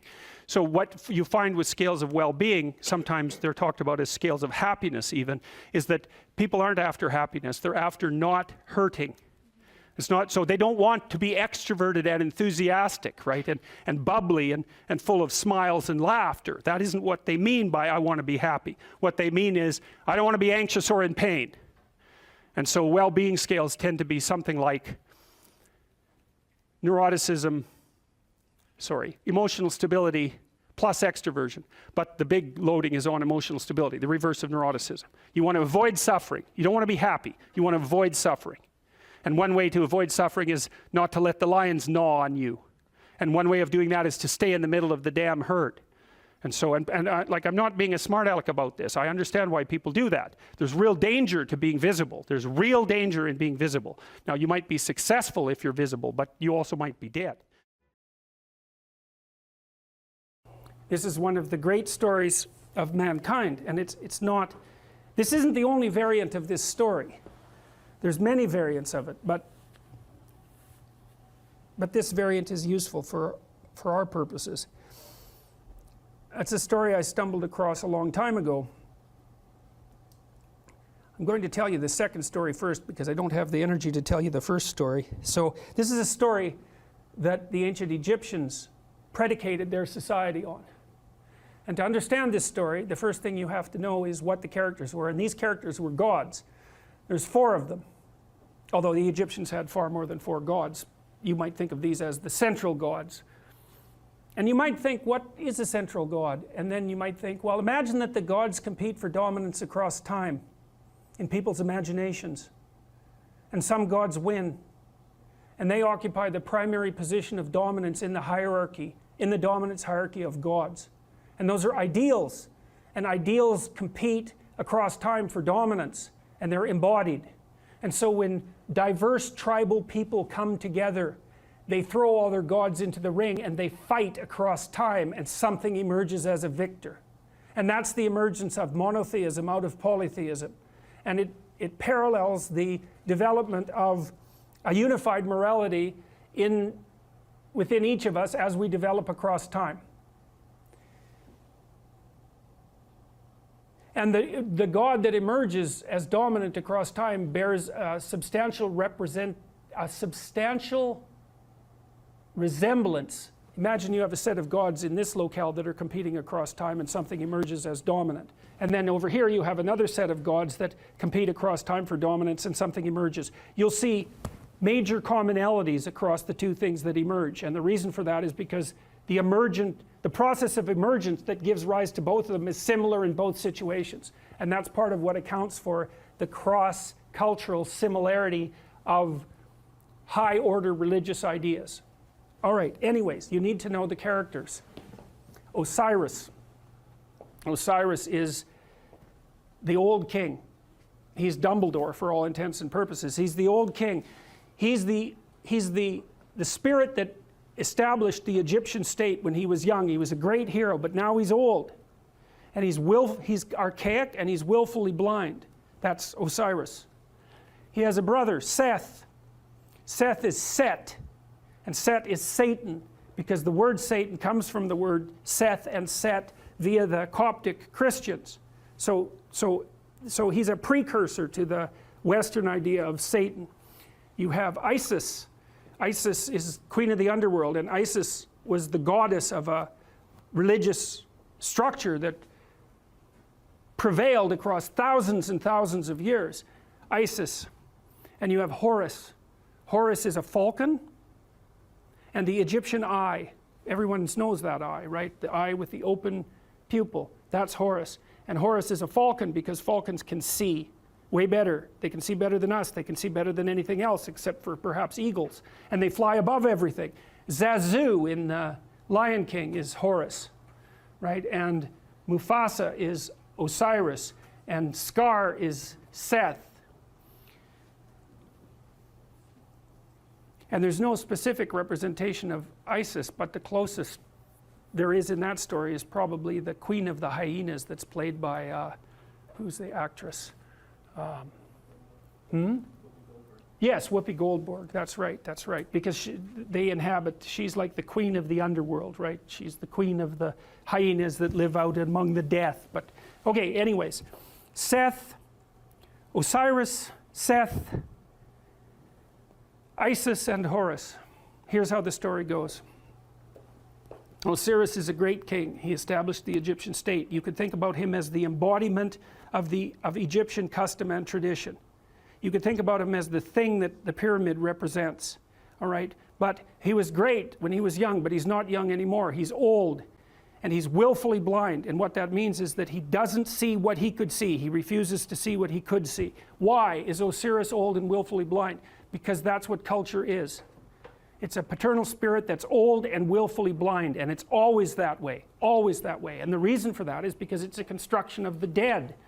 The dead aren't alive. They can't, so they're out of date, and they can't update themselves anymore. And you inhabit their corpse. And that's actually what happens in an earlier story that I'll tell you next week. The early Mesopotamian gods inhabited the corpse of their father, roughly speaking. Anyway, so Osiris was great and when he was young, but he isn't young anymore. He's old and he's willfully blind. He won't look where he knows he should look. He doesn't have the energy, or maybe he doesn't have the spirit. His brother Seth is not a good guy, and Osiris knows it, but he underestimates his malevolence and power. And so Seth wants to rule the kingdom. So what does that mean? It's easy. Every stable society is threatened by willful blindness and malevolence, always. Every bureaucracy has that proclivity to stagnate and to become blind. That's why corporations die all the time. That's why a Fortune 500 company only lasts 30 years. It's why we have to have elections. It's to stop the dead from staying in control for too long. Osiris turns a blind eye to Seth. Seth is happy about that. Same thing happens in the Lion King, roughly speaking. Seth one day waits for Osiris to make a mistake and to be weak, and he attacks him and he chops him up into pieces. And he distributes the pieces across the entire Egyptian state. In fact, the Egyptians regarded their provinces as pieces of Osiris's body. Okay, so now you can't kill Osiris because he's a god. And why is he a god? Because he represents the spirit of structure And there's always structure. It can't be destroyed. It always reconstitutes itself. It can be hurt and broken into pieces, which is exactly what happens to Osiris. Things fall apart. Why? Because they get old and because malevolence undermines them. That's what the Egyptians were trying to sort out. Okay, so Seth distributes his Osiris all over Egypt, so he can't get himself back together. Right? Things fall apart and they can't be brought back together. But the spirit of Osiris still lives in the pieces. So what happens? Order is demolished. What would you expect? Chaos emerges. That's Isis. Isis is queen of the underworld. She's Osiris's wife. Order and chaos, just like the yin and the yang. Order collapses, up comes the queen of the underworld. She's looking for order. Chaos cries out for order. She's looking for order. She goes all around Egypt trying to put Osiris back together. It's a state of chaos. She finds his phallus. She makes herself pregnant with it. And what does that mean? Well, it means it's like Geppetto in the belly of the whale. That thing has the potential to reemerge. The thing that collapses into its pieces is still alive. It can unite with the chaos and produce something new. That's the story of the dissolution of structure into chaos and then its revivification. Isis makes herself pregnant. She goes back down to the underworld. She gives birth to Horus.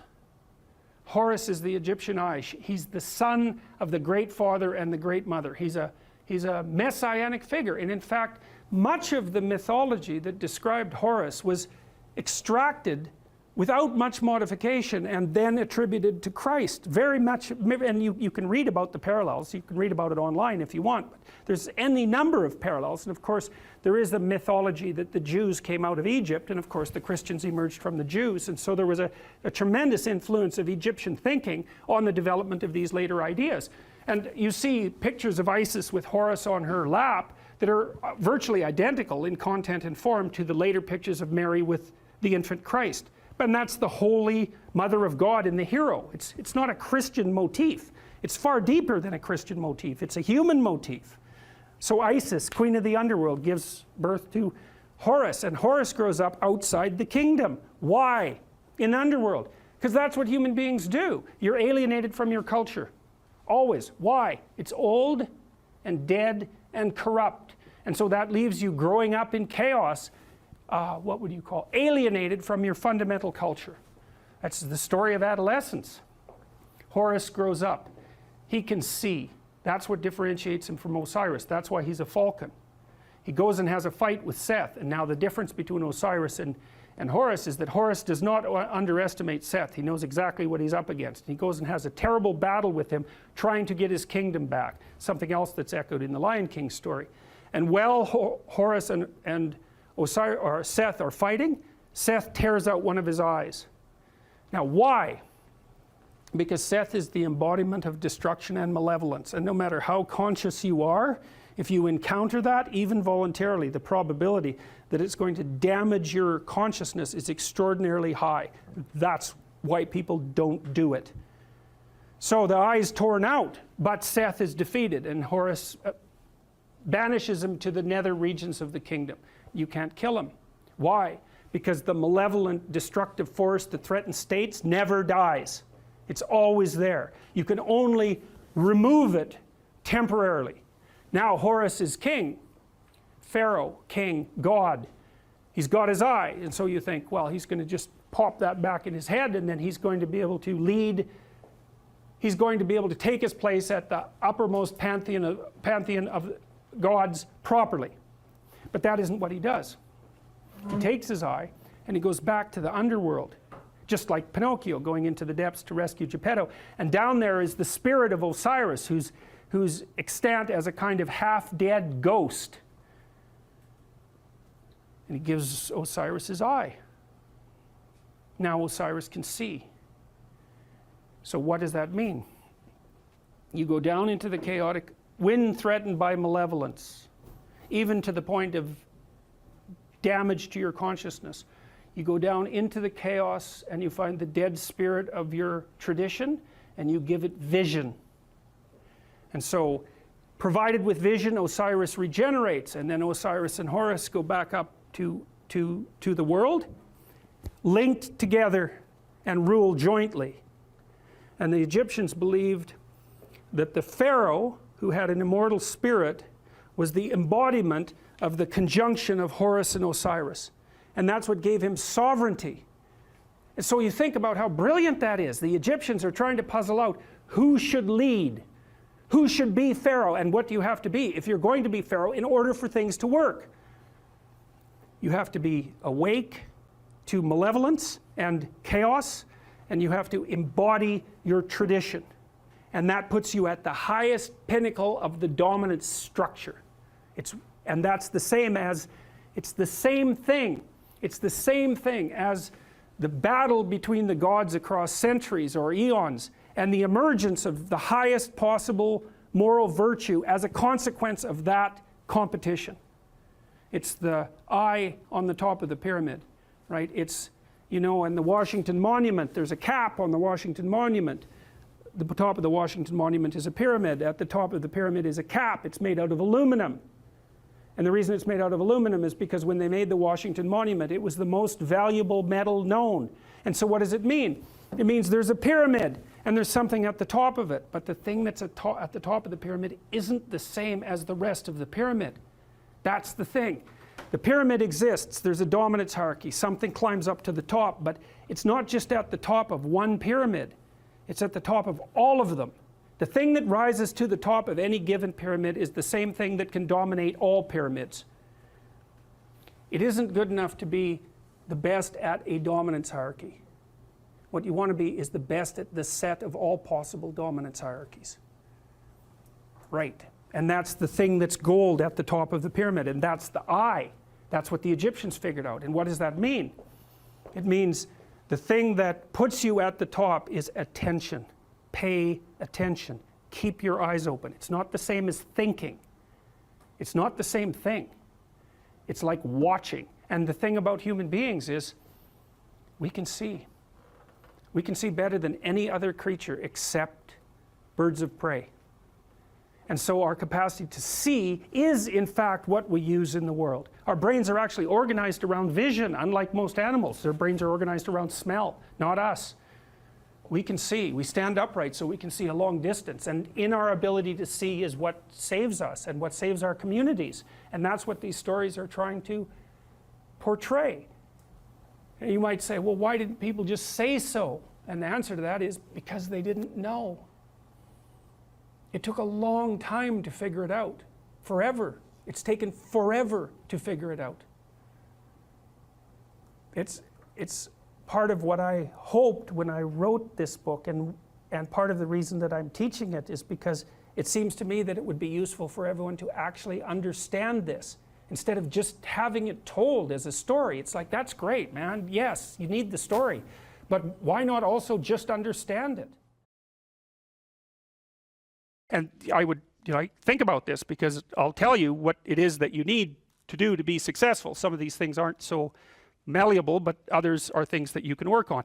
Well, IQ, well, that's a rough one, because there's no evidence, as far as I can tell, that you can do a damn thing about your IQ. I was just reading a paper by Dan Simon today.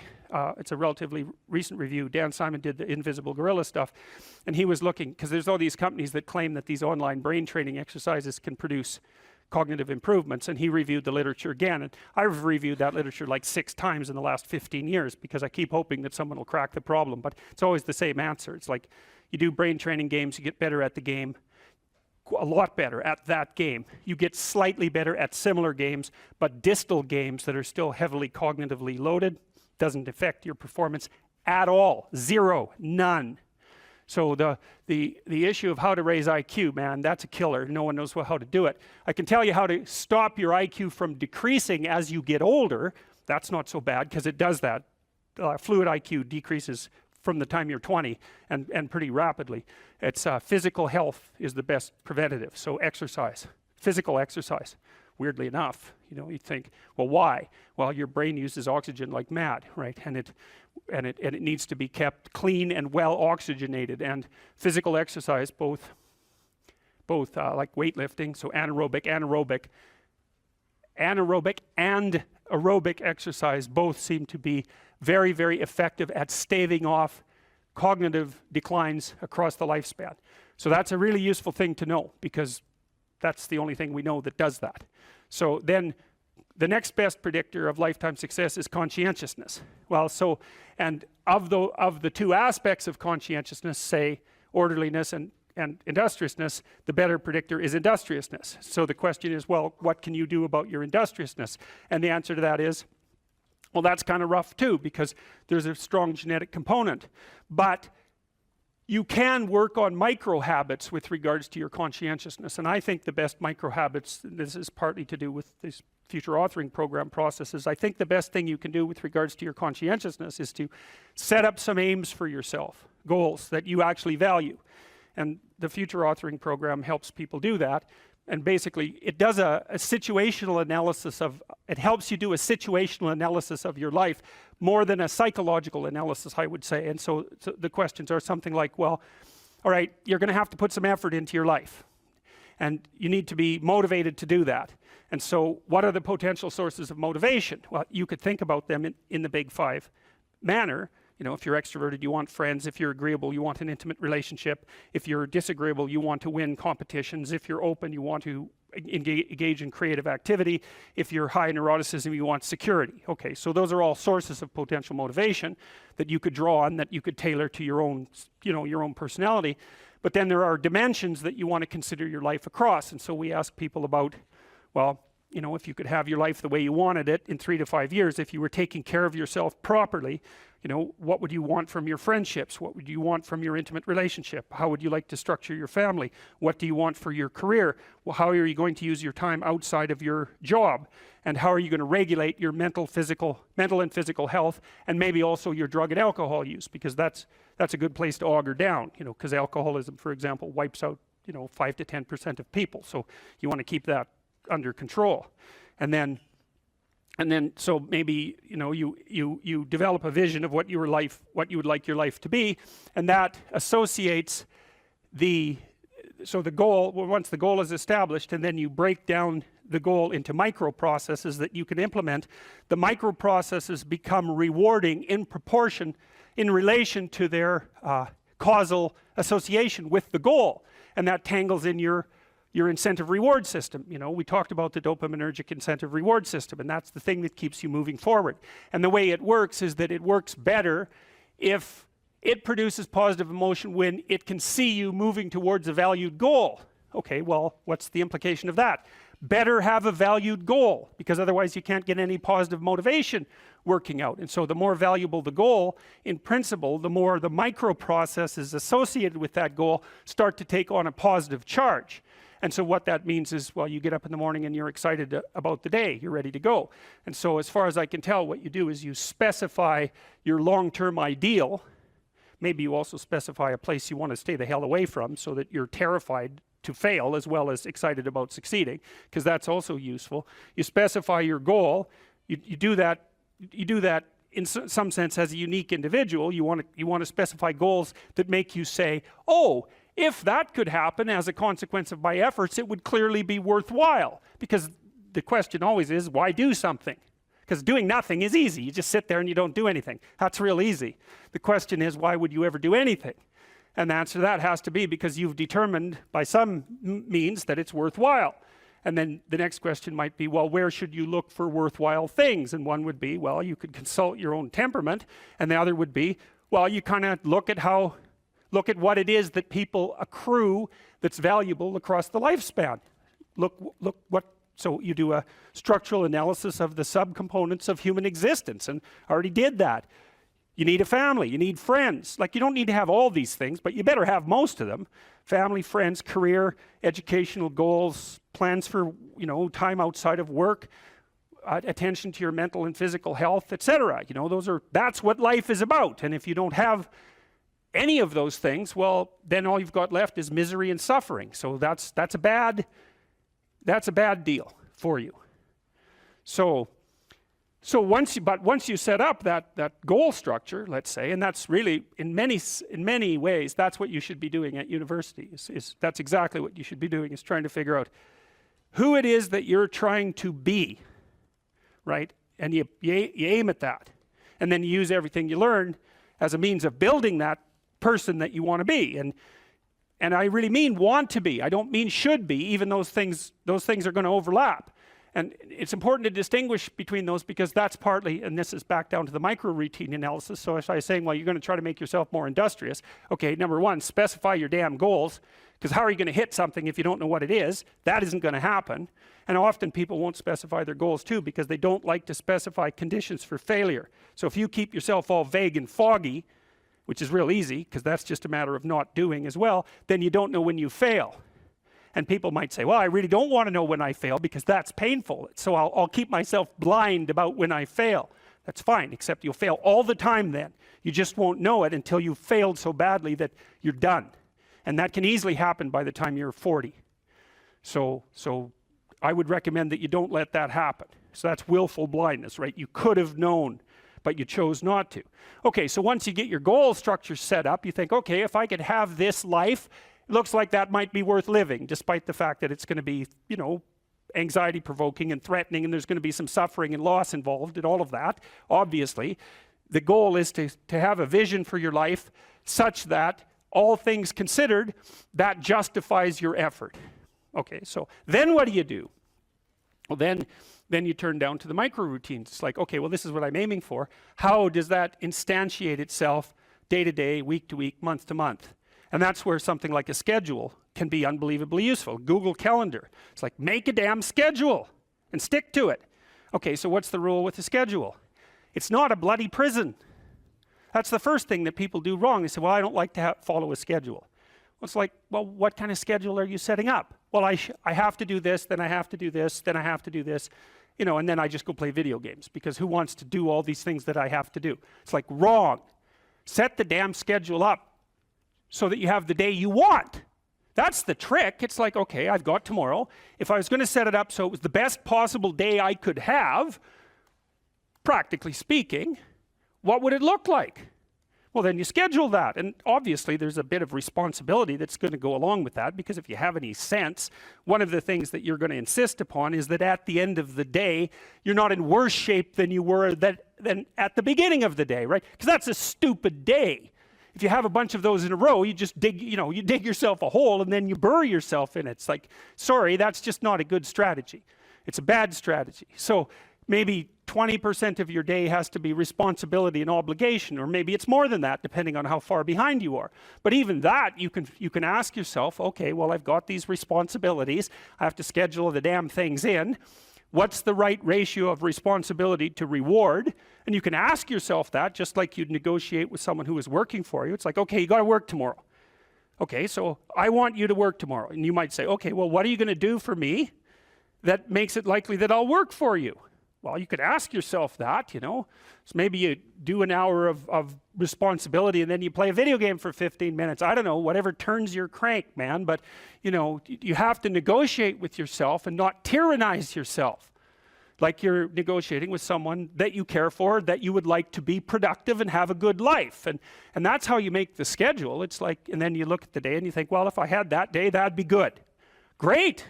You know, and you're useless and horrible, so you'll probably only hit it with about 70% accuracy, but that beats the hell out of 0, right? And if you hit it even with 50% accuracy, another rule is, well, aim for 51% the next week, or 50.5% for God's sake, or because you're going to hit that position where things start to loop back positively and spiral you upward.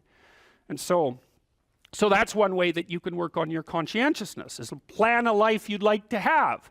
And you do that partly by referring to social norms. That's more or less rescuing your father from the belly of the whale. But the other way you do that is by having a little conversation with yourself about, as if you don't really know who you are, because you know what you're like. You won't do what you're told. You won't do what you tell yourself to do. You must have noticed that. It's like you're a bad employee and a worse boss, and both of those work, you know, for you. You don't know what you want to do, and then when you tell yourself what to do, you don't do it anyways. You should fire yourself and find someone else to be. This old client of mine, he was about 85 when he came to see me, and he was a financier and a kind of a mathematical genius. He made these little pendants out of a mathematical symbol for the most beautiful mathematical equation that was ever written. He made them out of gold, and he would hand those out.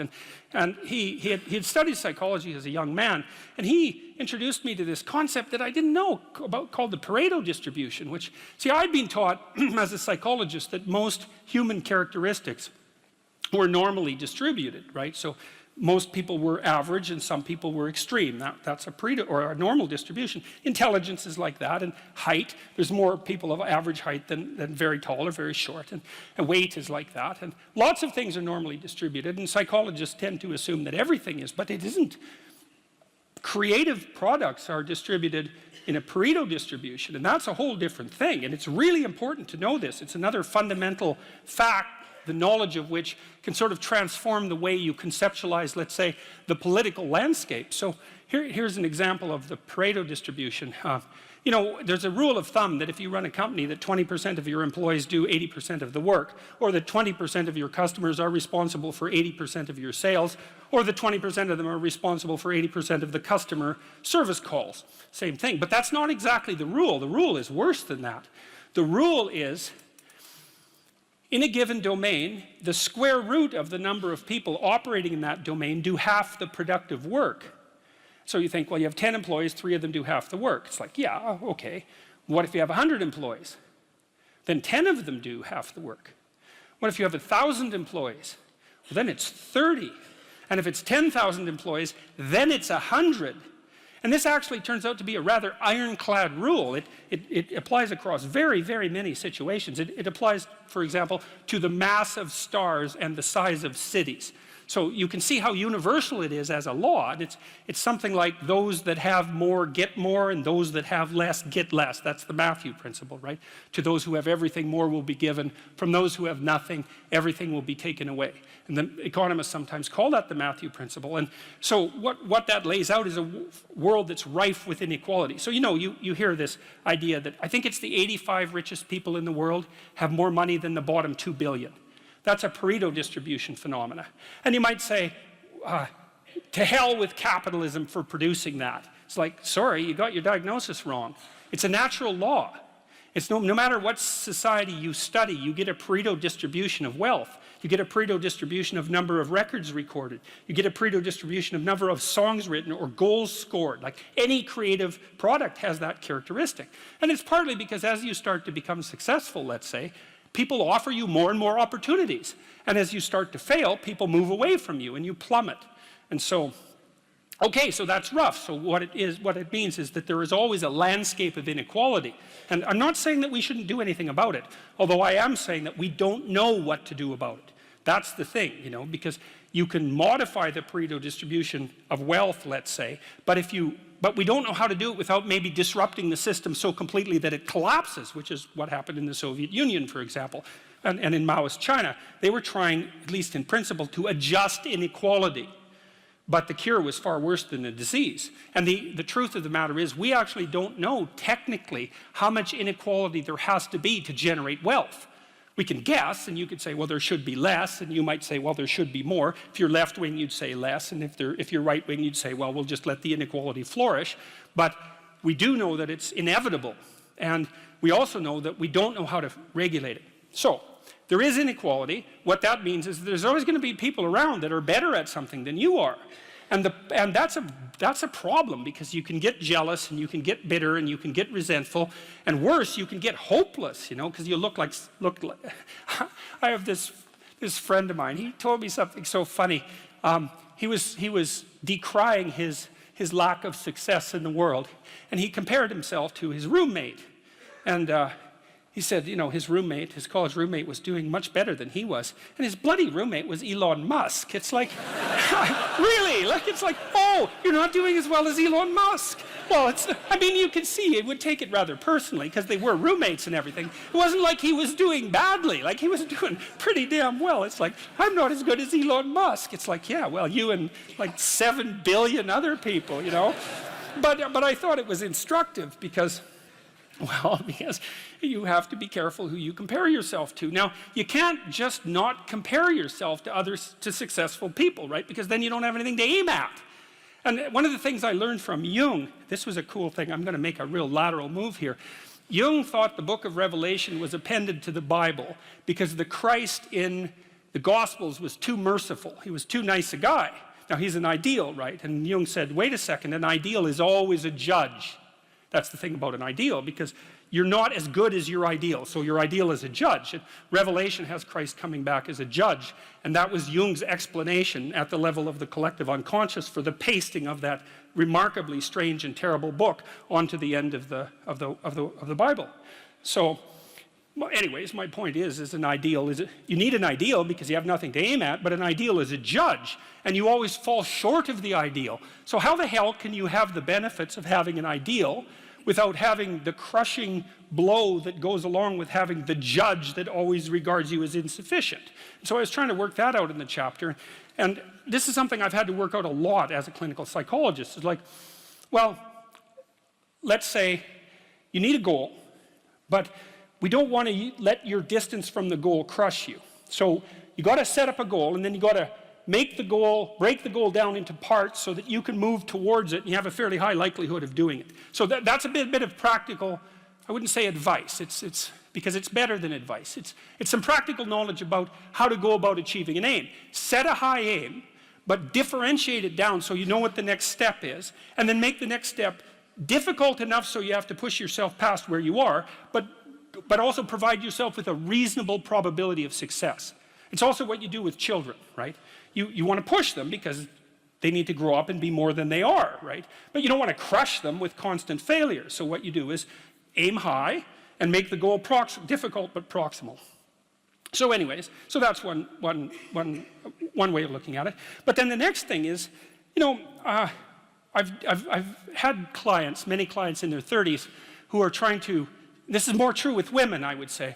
A lot of women who are very high achieving and who established their career goals at 30 and then want to differentiate out their life. They want to have a husband, they want to have a family, they're trying to figure out how to do that. And one of the things I've noticed that around 30, you really have to stop comparing yourself in some ways to other people.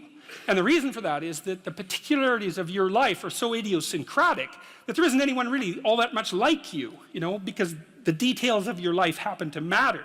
And so maybe you compare yourself to some rock star or something like that, and you know, the person's rich and famous and glamorous and all that, but you know, they're alcoholic and they use too much cocaine and they've had 3 divorces, and it's like, how the hell do you make sense out of that? Is that someone that you should judge yourself harshly against or not? The answer is you don't know, because you don't know all the details of their lives. And who do you know that you can compare yourself to? That's easy. You. Yesterday. So here's a good goal. It's something like, well, aim high. And I really mean that. It's like, and we'll talk about that a little bit too. Aim high, but use as your control yourself. It's like, so your goal is to make today some tiny increment better than yesterday. And you can use better, you can define better yourself. This doesn't have to be some imposition of external morality. You know where you're weak and insufficient, where you could improve. You think, okay, well, this is what I'm like yesterday. If I did this little thing, things would be just an increment better. And, well, that's a great thing because you get the ball rolling, and incremental improvement is unstoppable. You can actually implement it, and it starts to generate Pareto distribution-like consequences. It starts to compound. And I've seen that happen in people's lives over and over. Well, people write me all the time and tell me that they're doing that, but I've seen that happen in people's lives continually. They make a goal that, the goal should be, how could I conceive of my life so that if I had that life, it would clearly be worth living, so I wouldn't have to be bitter, resentful, deceitful, arrogant, and vengeful. Like, that's sort of the bottom line, right? Because that's what endless failure does to you. It's not good. And that's what life without purpose and a goal does to you as well, because life is very hard. So you think, okay, well, I need to adopt a mode of being that would justify my suffering. And you can ask yourself that question. What would make this worthwhile? I quote Nietzsche, I think, in that chapter. He said, "He who has a why can bear almost any how." That's a lovely line, man. I mean, it's a lovely line. And it's really worth thinking about. So you think, well, how do I manage all this misery and suffering and futility? It's like, well, I need to figure out what I would have to do in order to make that clearly worthwhile. And so then you have your goal, and then you think, well, I need to move towards that incrementally because I'm kind of useless and can only do so much, and maybe not even that. But all I have to do is be a little bit better than my my miserable self yesterday. And that'll propel you forward very rapidly. And you can succeed at it, which is also really lovely, because why not set yourself up for success, you know, because otherwise you'll droop around like a number 10 lobster, and, you know, that's just not good. You get all pinchy when that happens, and it's not a good thing. If you're going to be an entrepreneur, you almost have the opposite profile as a soldier. You're very high in openness, and you're lower in conscientiousness, or at least conscientiousness is irrelevant. And the reason for that seems to be that, like, if you're an orderly person and you like to follow procedures and rules, it's kind of hard for you to start a company, because when you first start a company or engage in any other creative process, because entrepreneurs turn out to be the same as artists, you kind of have to, you're not operating within a rule-governed structure. In fact, there may be many times where you have to break a small rule to move properly at a higher level of analysis. There's no algorithmic way of generating a new company, right? Obviously. And so it's people who are very high in openness who happen to be good entrepreneurs. And so this is something I thought was extraordinarily cool, because we'd also already known what predicts managerial, administrative, and academic ability. And IQ is crucial for any complex job, so we'll just leave that behind. But what predicts academic ability, for example, at the University of Toronto, is intelligence, obviously, but also conscientiousness. The correlation between creativity and grades at the U of T is 0. Right? But it's not surprising. The thing is, you know, it's easy to be cynical about that, but one of the things you have to understand about creative people is that they continually step outside of the domain of evaluation structures. Right? Because if you're going to say you're going to evaluate the performance of 100 professors on their lecturing ability, well, you kind of have to measure what's common across all the professors in order to come up with the standards for evaluation. Well, that means you're not going to be able to use that structure to evaluate a particularly creative professor, because he or she is going to do something in a way that's so different that it won't show up on the evaluation measure. And of course, that's what happens in universities, you know.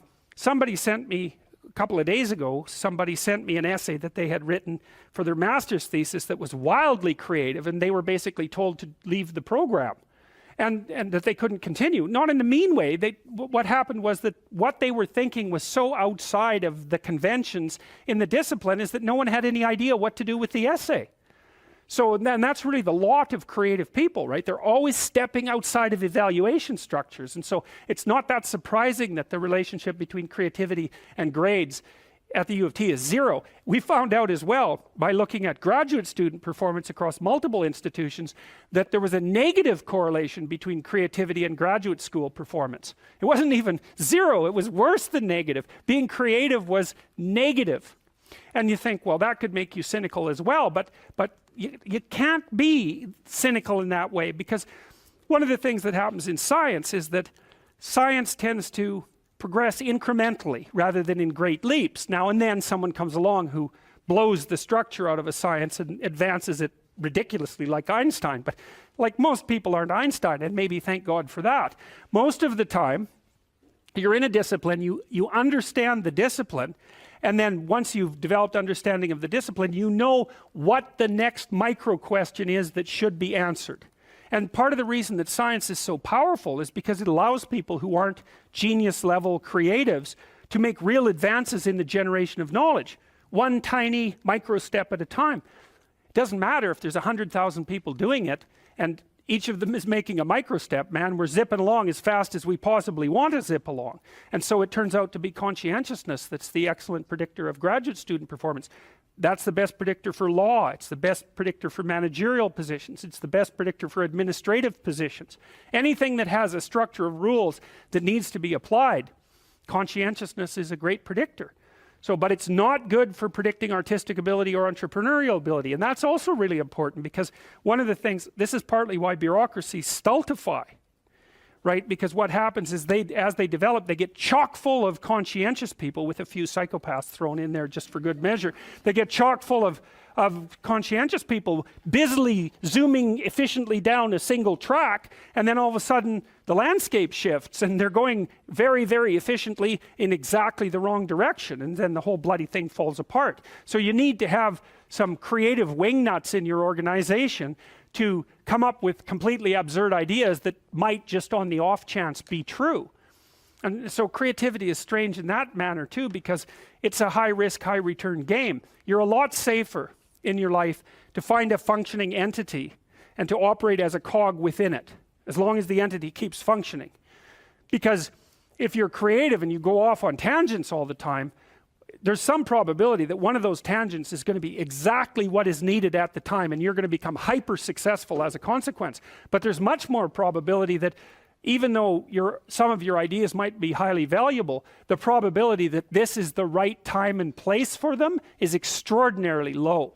So to produce a successful creative product, for example, in the marketplace, you need a ridiculous combination of creativity so that you keep generating ideas, and then a network around you of people who have skills that you don't, and then the production of a product, let's say, whatever that happens to be, that's actually in demand by the marketplace at exactly that moment, and that someone else hasn't already done better. So the sensible thing to tell anybody who wants to be creative is, that's stupid. You shouldn't do it. It's your probability of success is so low that it's better just to do something sensible. But the problem with that is that creative people can't do that because they're creative. And if they shut down their creativity, it's like an extrovert who's gone to live in in an isolated cell. A creative person who isn't being creative, they just wither and die. So they're stuck with it. But it is a high risk, high return strategy. Any advice for students here? Yeah, read great books. Really, man. You've got this 4-year period that has been carved out of your lives by society. It's given you an identity, like a high quality identity, and freedom at the same time. And you're not going to get that again in your life. You've got a respectable identity, university student, and complete freedom associated with that, or as near as you're ever going to get. And you've got these unbelievable libraries that are full of the writings of people who are intelligent and articulate beyond comprehension. And and you can go there and you can learn all this. And you might think, well, why should you learn it? Well, you learn it to get a job, or you learn it to get good grades, or you learn it to get a degree, and that's all nonsense. It's nonsense. The reason that you come to university to be educated is because there is nothing more powerful than someone who is articulate and who can think and speak. It's power, and I mean power of the best sort. It's authority and influence and respectability and competence. And so you come to university to craft your highest skill, and your highest skill is to be found in articulated speech. And if you're a master at formulating your arguments, you win everything. And better than that, when you win everything, everyone around you wins too. Because to transform yourself into, let's consider your transformation to something approximating the logos. It means you shine a light on the whole world. Well, there's nothing more exciting to do than that. There's nothing better you can possibly do. And to think that you're coming to university to be, trained to have a job, it's like, great, that's a hell of a lot better than being unemployed and covered with Cheeto dust while you're snacking away in front of your video game in the basement. But it's not and I don't have anything against video games, by the way, but it's hardly a triumphant call to being in the world, and that's what university should be calling for. It's like, God, you people, I know what Harvard students are like. I taught here for 5 years. You people are spectacular. You're spectacular. You're all capable of being world beaters. You transform yourself into something that's articulated and sensible and grounded in history and knowledgeable and wise, man. You can do anything you want, and hopefully anything you want for good. Because if you have any sense, everything you want to do would be for the good, because there's nothing more compelling or meaningful or useful in combating the tragedy of life than to struggle with all your soul on behalf of the good. And the universities have forgotten that. It's why everyone's bailing out of the humanities, and they should. The humanities are corrupt. And they're corrupt because they're not telling students this. It's so bloody obvious. It's like, learn to think, learn to speak, learn to read. It makes you a superpower, an individual superpower. I don't understand why that isn't just told to students. It's not that hard to understand, and everyone wants to hear it. It's like, really? I could do that? I could do that? It's like, yeah, really, you could do that. And the whole society around you has labored for really thousands of years to provide every single one of you with this spectacular opportunity that you have while you're undergraduates and graduate students here, man. Everyone's just praying that you would come here and manifest everything that you could manifest. And that's what you should be doing instead of waving placards and complaining about how you're oppressed, for God's sake. You see these Yale students complaining about their oppression. It just leaves me aghast. It's like, well, we're against the ruling class. It's like, no, you're baby ruling class members. You're young.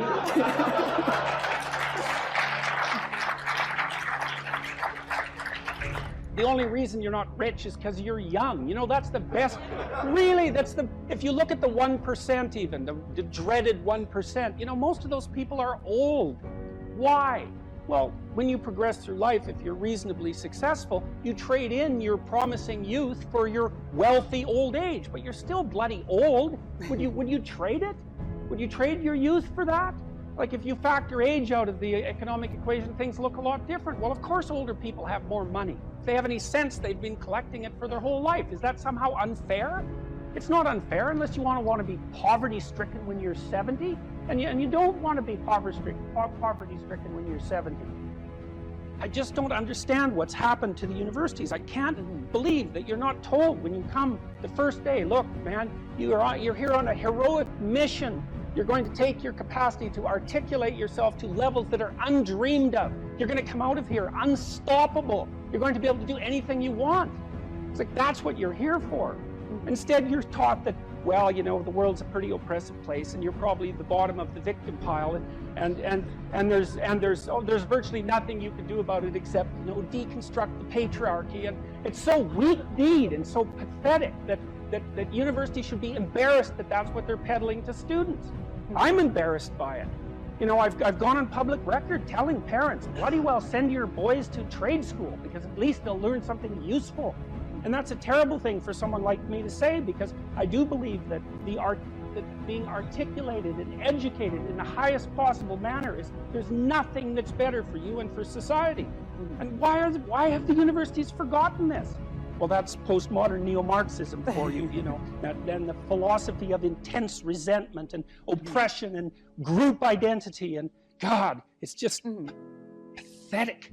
Dr. Peterson, I think a lot of students here would agree with you that one of the main purposes of education at college, particularly at Harvard, is to develop their sense of articulation, their ability to read, their ability to critically think. But then what comes after? Particularly at Harvard, there's a big discussion on what is a good life? What does it mean to use those skills that we get here, and then we graduate? What do we do from there? Stop unnecessary suffering. That's what you do. You know, that's your calling. It's like you say, well, what do you do after you graduate? Well, if you graduate articulated and powerful, there will be people giving you so many opportunities you won't even be able to keep up with them. You know, I've worked with very, very competent people in many different domains in my life, hyper competent people. And I can tell you some very interesting things about hyper competent people. The first thing is they are not selfish, and they're not greedy. And one of the great pleasures in their lives is to find people who have the capacity to also be hyper competent and to open doors for them as rapidly as they can possibly be opened. They delight in that, because there's very few things that are more intrinsically meaningful if you're an accomplished person than to find young people who have the possibility of being accomplished and say, hey, look, here's an opportunity for you. It's like, go out there, man, kill it. And then they go out there and kill it, and you think, right on, man. Here's another opportunity. Why don't you go out there and nail that too? And you think, no, they're all hoarding their wealth, and they're not going to share it with anyone. It's like, that's absolute, complete rubbish. And so you don't even have to worry about what you're going to do after you graduate from here if you turn yourself into half of what you could be, because people will be dying to offer you every opportunity that you can possibly make use of. So it's a moot point. The world is always desperately short of people who can think and speak. And you think, well, I won't be made use of. Well, first of all, you can't say that if you're at Harvard, for God's sake. I mean, people already figured out who you are. They've already figured it out. And they're offering you the world on a gold platter. They take it. It's yours. Take it. It's like, great, man. Put yourself together and deserve it. That would be great. And that's what everyone wants. It's what your parents want. It's also what you want. You know it. It's what you want. It's what women want from men. It's what men want from women. It's like for you to be who you could be. And the highest faculty of the human being is articulated speech. It's the divine faculty. And there is nothing more powerful than that. There's nothing that's even in the same league. And so if you don't have faith in that, then your priorities are misplaced. And I can't even understand why you wouldn't have faith in that being, say, Harvard students, because look where it's got you already. You know, you're already sitting on top of the world. So deserve it, make use of it, right? Go out there and fix things up. That's what you need to do. There's lots of things that need to be fixed up. And what you want to do is burden yourself with so much responsibility that you can barely stand. And then you'll get stronger trying to lift it up. And you won't be asking, what should I be doing with my life, or what's the meaning of life, or any of that. It'll be self-evident. It's self-evident. At minimum, you could say, there's more suffering in the world than there should be, and I could probably do something about that. And you can do something about that. So go do something about it. And then there'll be less suffering in the world. And then when you're 80, you can look back on your life and say, well, you know, there's less suffering in the world than there would have been had I known it existed. And you don't have to even have a sense of ultimate destiny, or even any sort of theistic belief to regard that as a positive good. Like, I think it goes beyond the mere pragmatic utility of addressing the world's ills, because I think we do live in a world that has a transcendent reality as well as the reality that we can detect. But even independently of that, it doesn't matter. If you want to make yourself articulate, which is a very good idea, then not only should you read, but you should write down what you think. And if you can do that a little bit every day, 15 minutes, maybe you could steal 15 minutes and do it every day. But if you do that for 10 years, you really straighten out your thinking. If you're going to speak effectively, you have to know way more than you're talking about, you know. So this is often difficult for beginning lecturers at university, because they'll do a lecture on a topic, but they only know as much as they're saying in the lecture, and they get kind of stuck to their notes because of it. But you want to know 10 times as much as you are saying in the lecture, and then you can specify a stepping path through it and elaborate with the other things that you know. But to do that, you have to do a lot of reading. But you also have to do a lot of reading, because that's where the synthesizing comes. So that's on the input side. And then on the output side, well, there's some techniques, let's say, is like if you're speaking in front of a group, you are not delivering a talk to a group. That's not what you're doing. The talk isn't a packaged thing that you present to a group. There isn't a group. There's a bunch of individuals, and you talk to them. So when I talk to a group, I always talk to people one at a time. And that makes it easier too, because you know how to talk to a person. It's like, can you talk to 1,000 people? Well, probably not, because it's too intimidating. But there isn't 1,000 people there. There's 1,000 individuals. And so you just look at an individual and you say something, and you can tell if they're engaged. They look confused, or they look interested, or they look angry, or they look bored, or maybe they're asleep, in which case you look at someone else. And they give you feedback about how you're doing. And so one thing is to have something to say, yeah, but the next thing is pay attention to who you're talking to. Because unless you're very badly socialized, and that seems unlikely in your case, because you present yourself at least moderately well, and well, I mean, I don't know you very well, but on first sight, you're doing fine. So the probability that if you pay attention to the individuals that you're talking to, that your natural wealth of social skill will manifest itself is extremely high. And so you don't deliver a talk to an audience. That's a really bad way of thinking about it. You're actually engaged in a conversation with an audience. Even if they're not talking, they're nodding and shifting position and looking like this, and you can pull all that in and use it to govern the level at which you're addressing the entire audience. So the last thing I would say is, well, having the aim to be a good communicator is a good start. And you think, well, I could buttress that to some degree. Well, there isn't anything that you can possibly, this is the whole point of a liberal education, there isn't anything that you can possibly do that makes you more competent in everything you do than to learn how to communicate.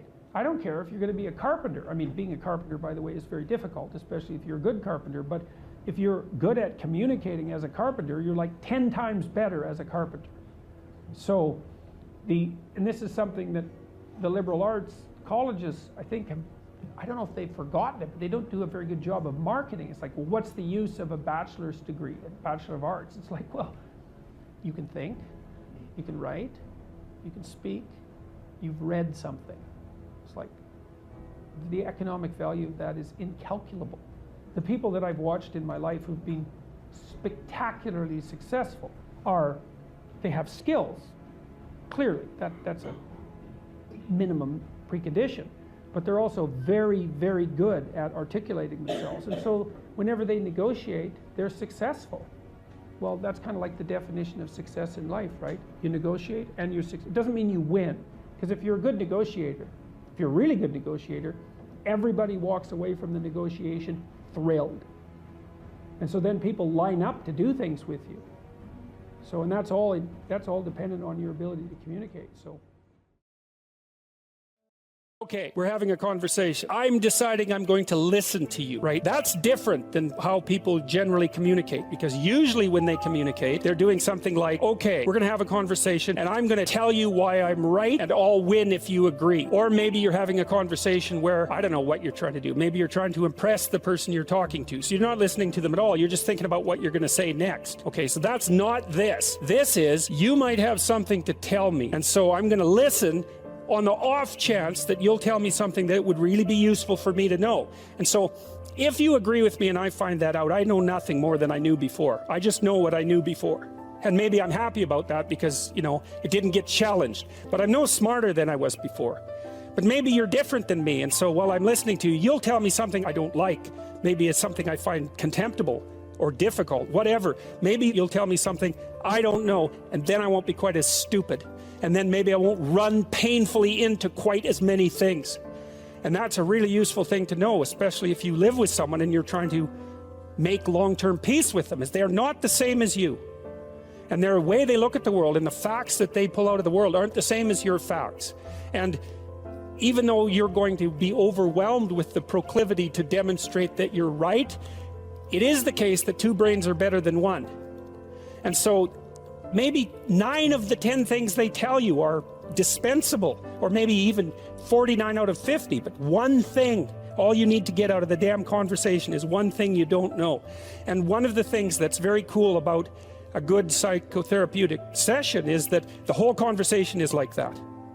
All you're doing is trying to express the truth of the situation as clearly as possible. That's it.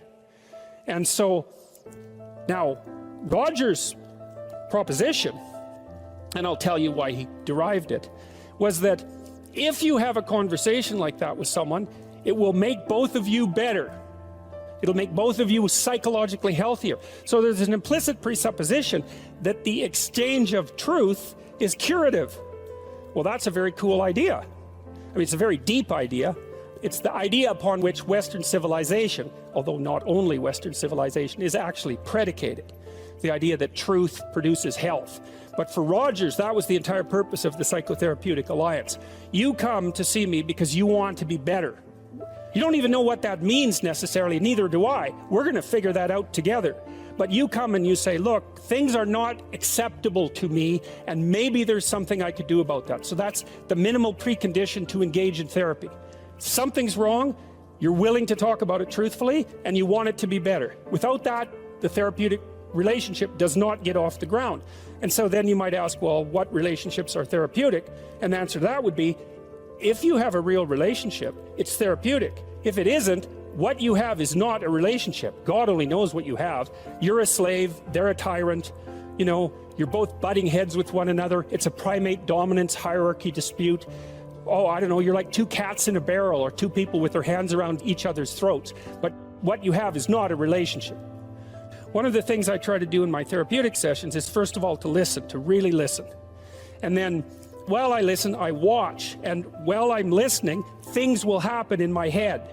You know, maybe I'll get a little image of something, or I'll get a thought or a question will emerge, and then I'll just tell the person what that is. But it's sort of directionless, you know, it's not like I have a goal, except that we're trying to make things better. I'm on the side of the part of the person that wants things to be better, not worse.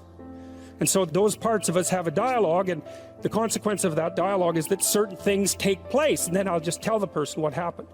And it isn't that I'm right, That's not the point. The point is that they get to have an hour where someone actually tells them what they think. Here's the impact you're having on me.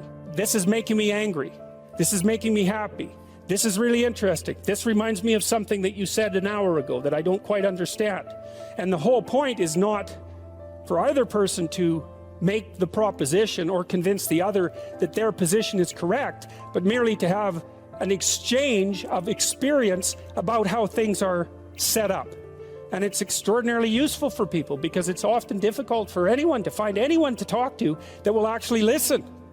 And so another thing that's really strange about this listening is that if you listen to people, they will tell you the weirdest bloody things so fast you just cannot believe it.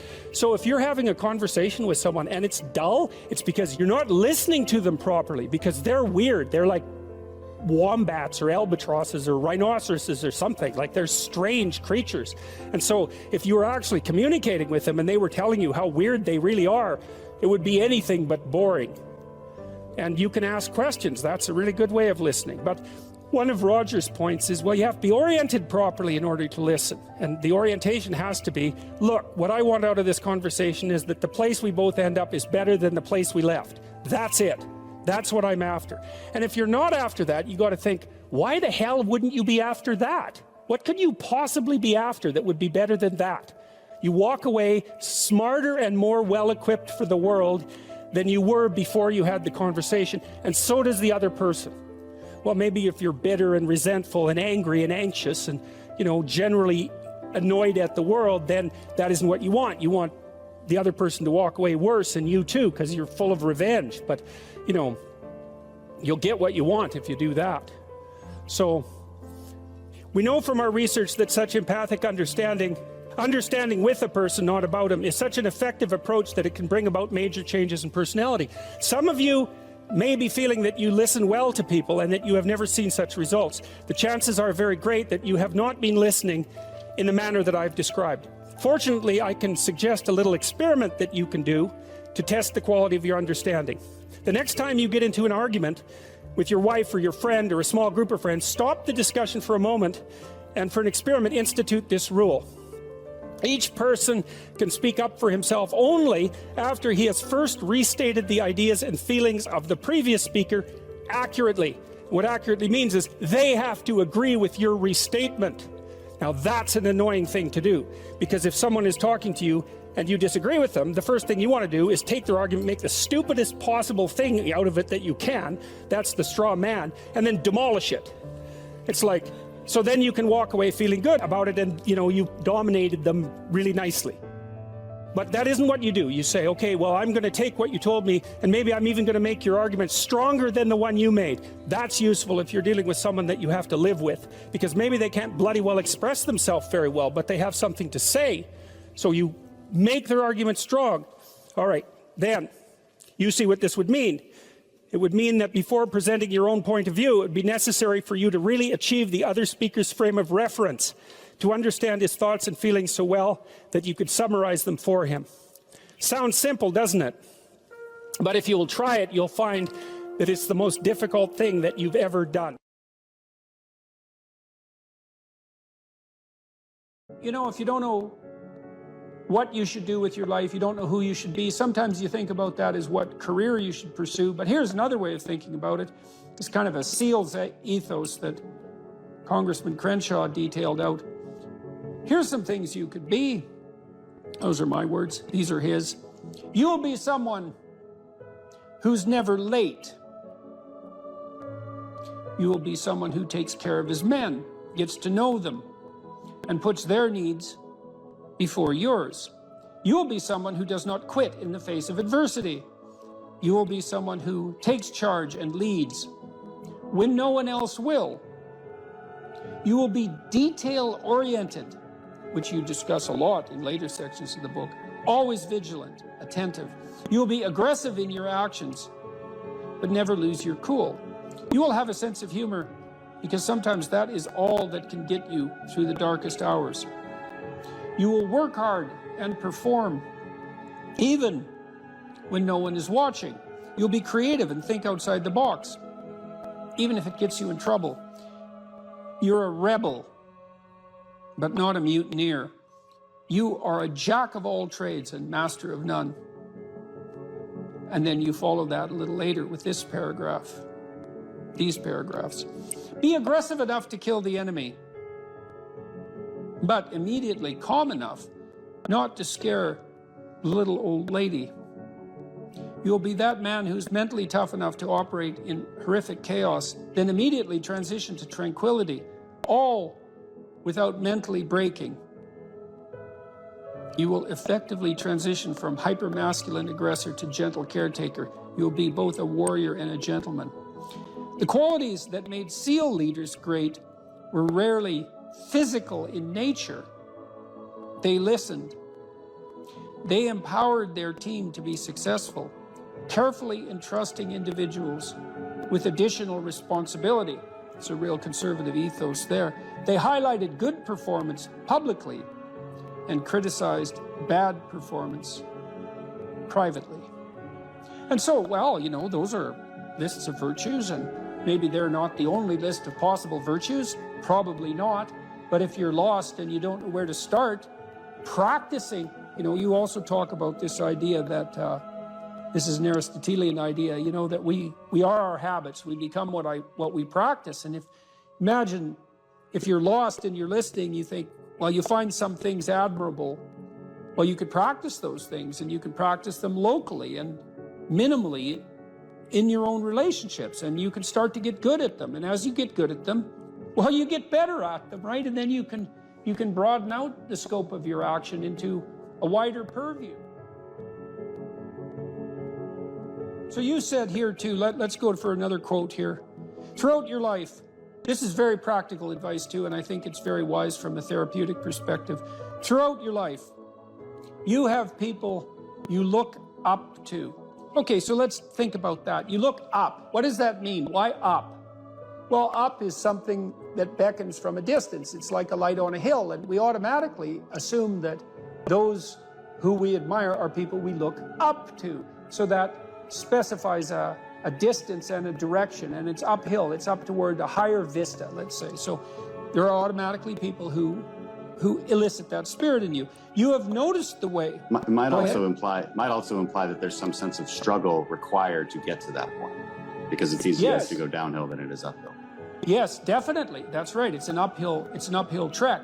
And it also implies judgment, because if someone's above you, then they also serve as a judge, or you serve as a judge in relationship to them, because you compare yourself unfavorably with them. And that can also inspire you to tear them down.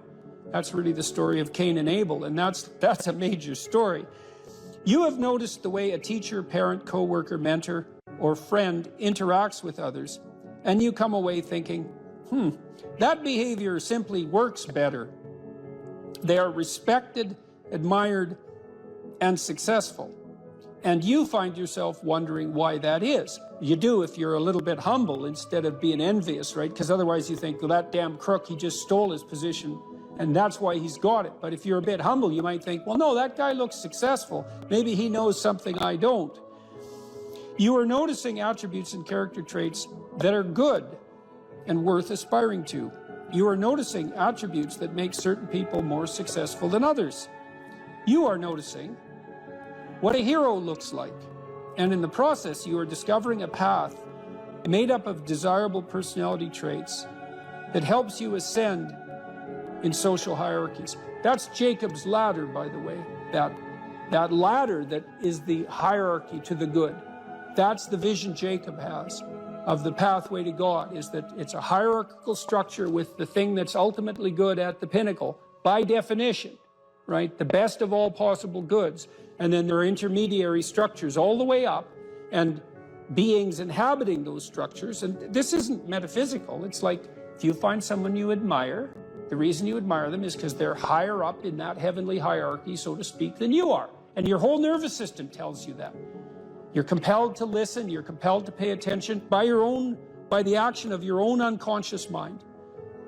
You know, what's interesting about this point of identifying these heroes or at least role models, you can call them either one. I just thought heroes was a more compelling word to use for the sake of writing it. But what's interesting about it too is how pop culture actually plays a pretty important part of this, because like there's plenty of people who simply don't have these good role models in their lives, and you have to acknowledge that. And so where are they supposed to turn? And it's maybe one of the reasons that it's so important to fight these cultural wars that you and I engage in on a fairly regular basis, that they become a serious part of our politics, which at the same time is necessary, but also deeply, deeply unfortunate. I do think the attack on pop culture from this progressive victimhood left has reached a ceiling. I think there's a serious backlash. You look at movies like Top Gun, the recent one, Top Gun, and maybe like the highest grossing of all time. Absolutely phenomenal movie, really fun to watch. Why? Because it just had all of these classical virtues infused within it, about relationships and about how you treat people and what the consequences are for treating people as such. That these things speak to people in a deeper way. They can't necessarily articulate them, but they understand it when they see it. And there's these sort of radical minorities that are very loud that want that changed. They want something else to be on that hill, but people react against it because it's not true. There's no truth to that.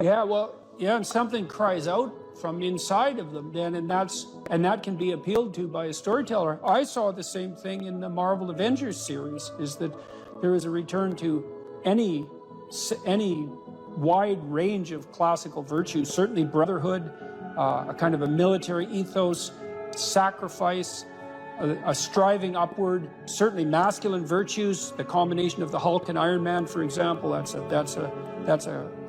There's a monstrous element to the Hulk, but he's a hero in a strange sense, and he's also the revitalizing force for Iron Man when he just about dies, and that's all. The reason those movies were so necessary and so attractive is because they are, in fact, addressing a radical conceptual void in the culture, and it's a void that you're addressing in your book, especially with your appeal, trifold appeal, let's say, to duty, responsibility, and humor at the same time, right? Which is a kind of stoicism in the face of catastrophe.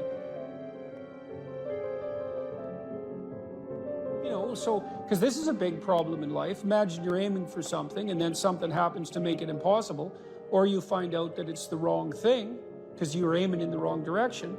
Well, so then what do you have to rely on to set you right? It's not your aim, obviously, but it might be your capacity to take new aim, and that's bloody well dependent on your character. That's for sure. And so I don't think there is a more fundamental aim than what you should be, and there's no better way of characterizing what you should be than that you should fortify your character.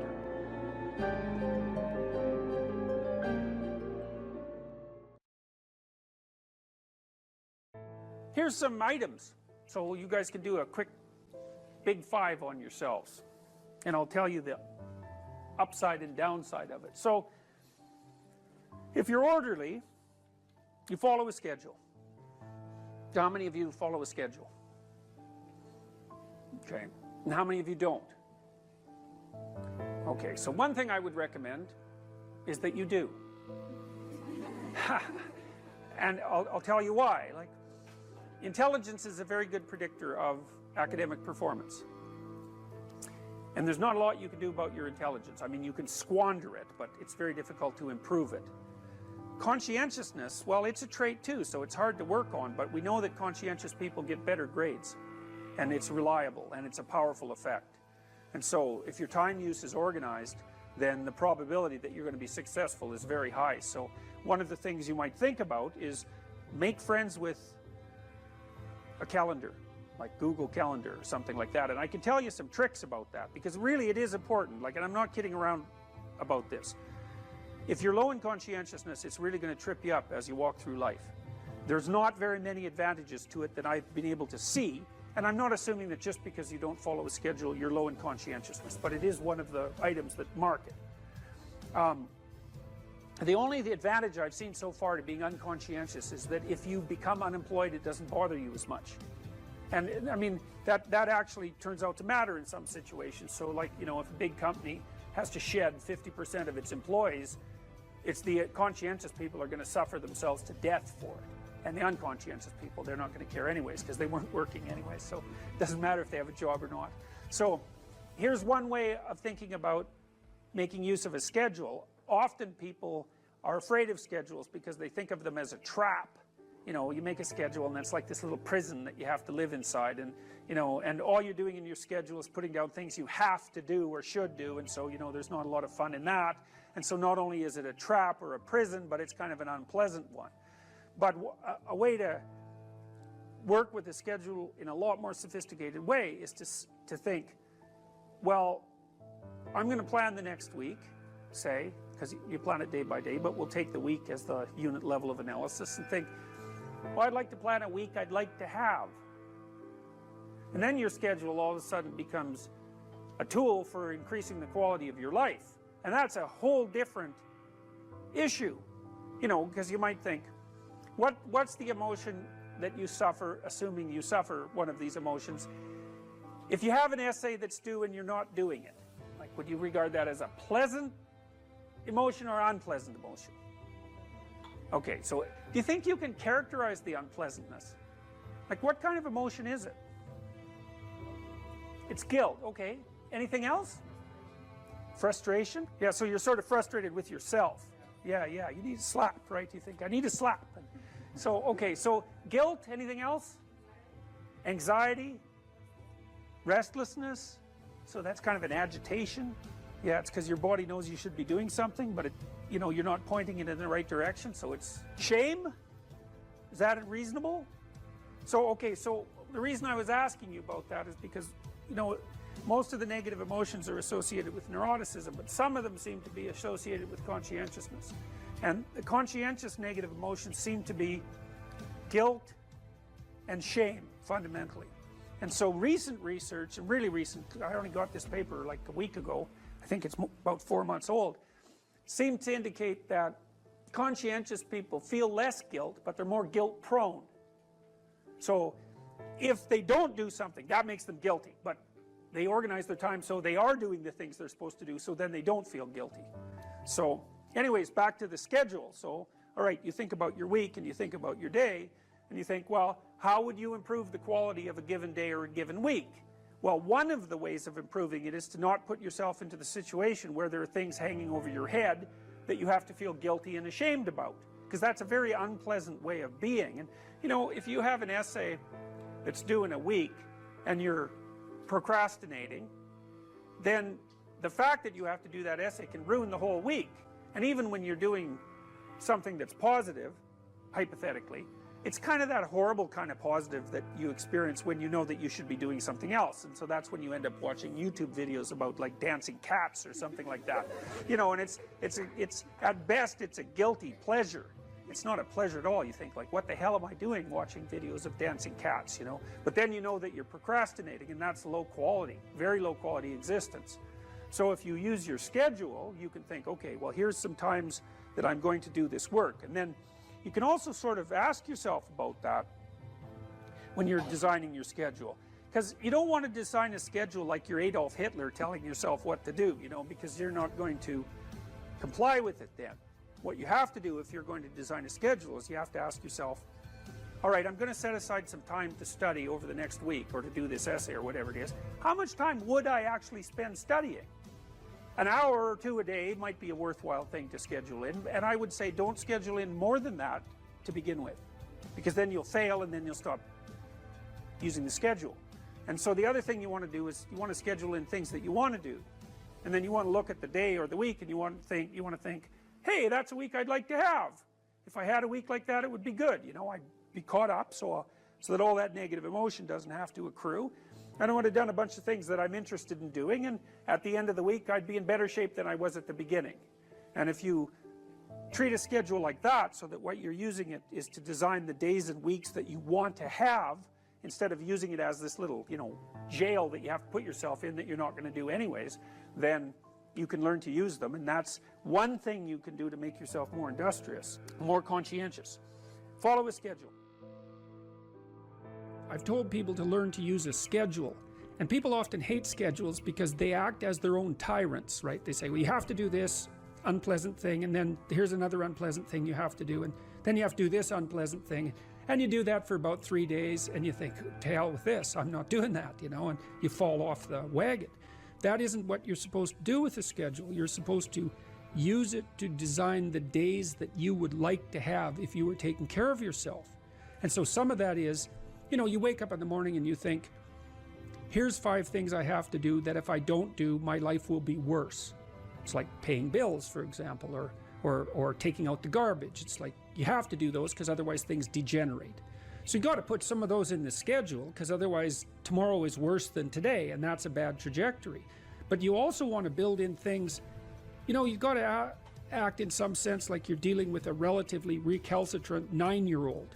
It's like, so, well, here's some things you have to do, but here's some things that if you do, you could reward yourself with. And if you get the balance there between obligation and reward right, then you'll find that you're motivated to do the things. And that's what you want to do. You want to do that so it's sustainable across days and weeks and months. And so you got to treat yourself like a good boss would treat a valued employee, and not like a tyrant would treat a slave, because the slave will rebel. And, you know, people say, well, I don't follow through on my plans. It's like, well, A, they're probably not very well formulated, and maybe you're doing them because of an external moral obligation or something. They're not really your plans, right? And B, you're acting like a tyrant and a slave, and that's a bad relationship to have with yourself. Treat other people as you would like to be treated. It works both ways. You also treat yourself like you treat other people properly. So that's a necessary thing, and often people don't do that. But the scheduling is really important.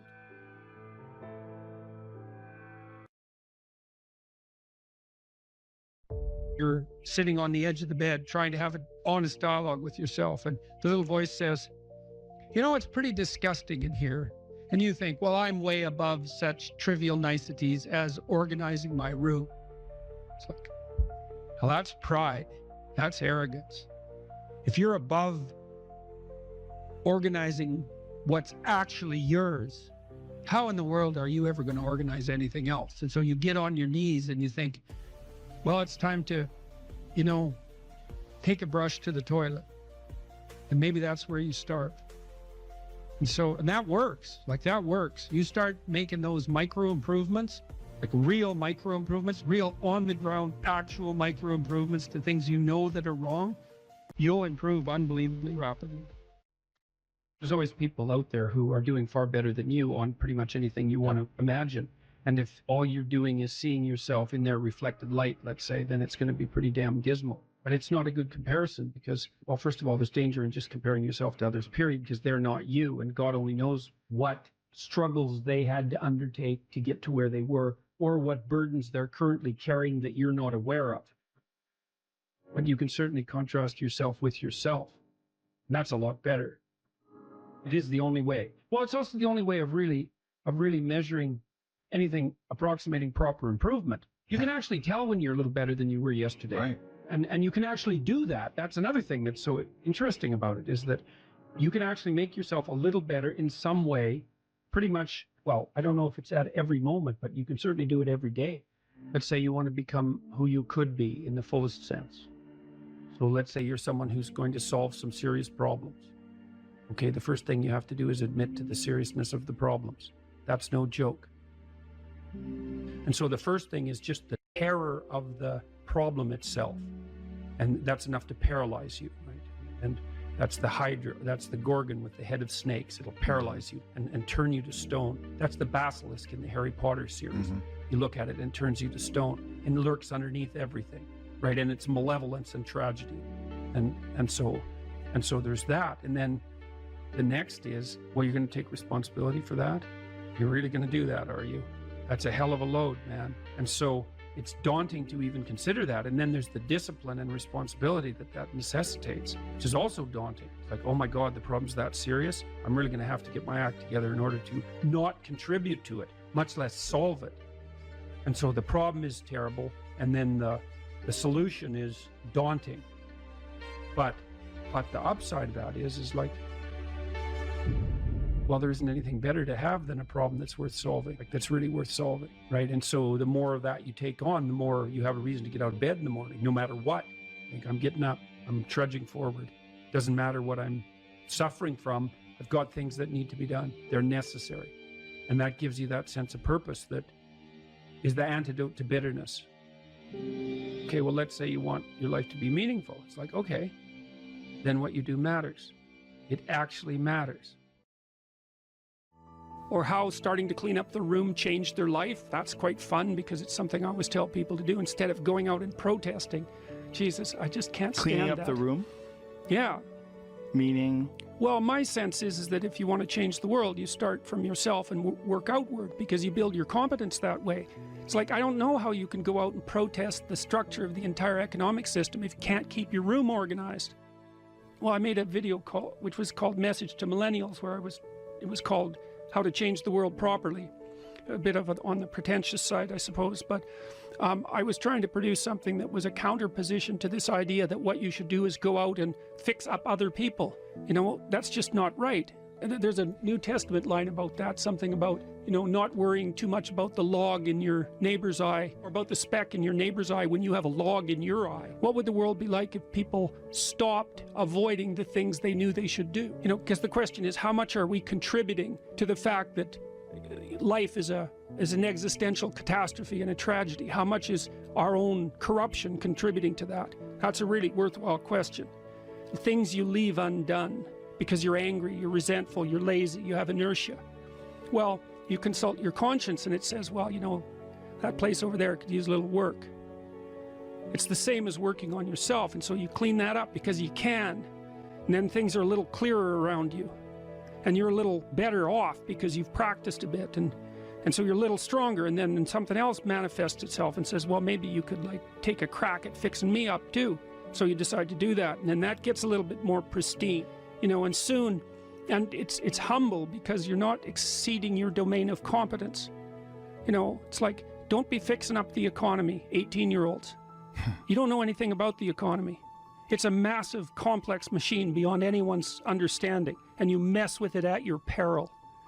So, and can you even clean up your own room? No. Well, you should think about that. You should think about that. You only have to ask a stupid question once. You ask a stupid question, and if you're in a crowd and you ask a stupid question, 80% of the people in the crowd have the same question. They're just too cowardly to ask. But you ask and then someone actually tells you, you never have to ask that question again. You're no longer stupid. What stupid thing am I doing that I could quit doing? That I would quit doing? Because those aren't the same thing, right? Because you know there's stupid things that you're doing that you're just not going to quit doing because you like them. But there might be something on the edge there where you could stop that. If you want to know something about yourself, sit on your bed one night and say to yourself, you got to mean this, like you got to be desperate. This is no game, this. My life is not everything I want it to be, and perhaps it's not everything that I need it to be. And by need, I mean my life is so unbearable that the suffering that's attendant upon that is make me nihilistic, cynical, bitter, resentful, driving the proclivity to see evil everywhere except within my own heart. Like, these are problems, man. And you ask yourself, you sit on the bed and say, okay, man, I'm ready to learn something. What's one thing I'm doing wrong that I know I'm doing wrong, that I could fix, that I would fix? It's like, you meditate on that, you'll get an answer. And it won't be one you want, but it'll be the necessary one. You know, and it's often something that will point you to small things. Like, that works. You start making those micro improvements, like real micro improvements, real on the ground, actual micro improvements to things you know that are wrong, you'll improve unbelievably rapidly. There's never been a better time for the majority of people to be alive. And the future, although we're vulnerable and terrible things can always happen to us, it's hard to make a case that the future doesn't look comparatively positive. We're becoming extremely technologically sophisticated, and the world is changing at an incredibly rapid rate, and the only way we're going to be able to manage that in a positive way is if each of us, or as many of us as possible, are capable of making wise and careful and truthful decisions. And if we do that, then maybe things can continue to improve. You don't get people to stand up on their own 2 feet and to adopt responsibility if everything is given to them. And that's a real conundrum.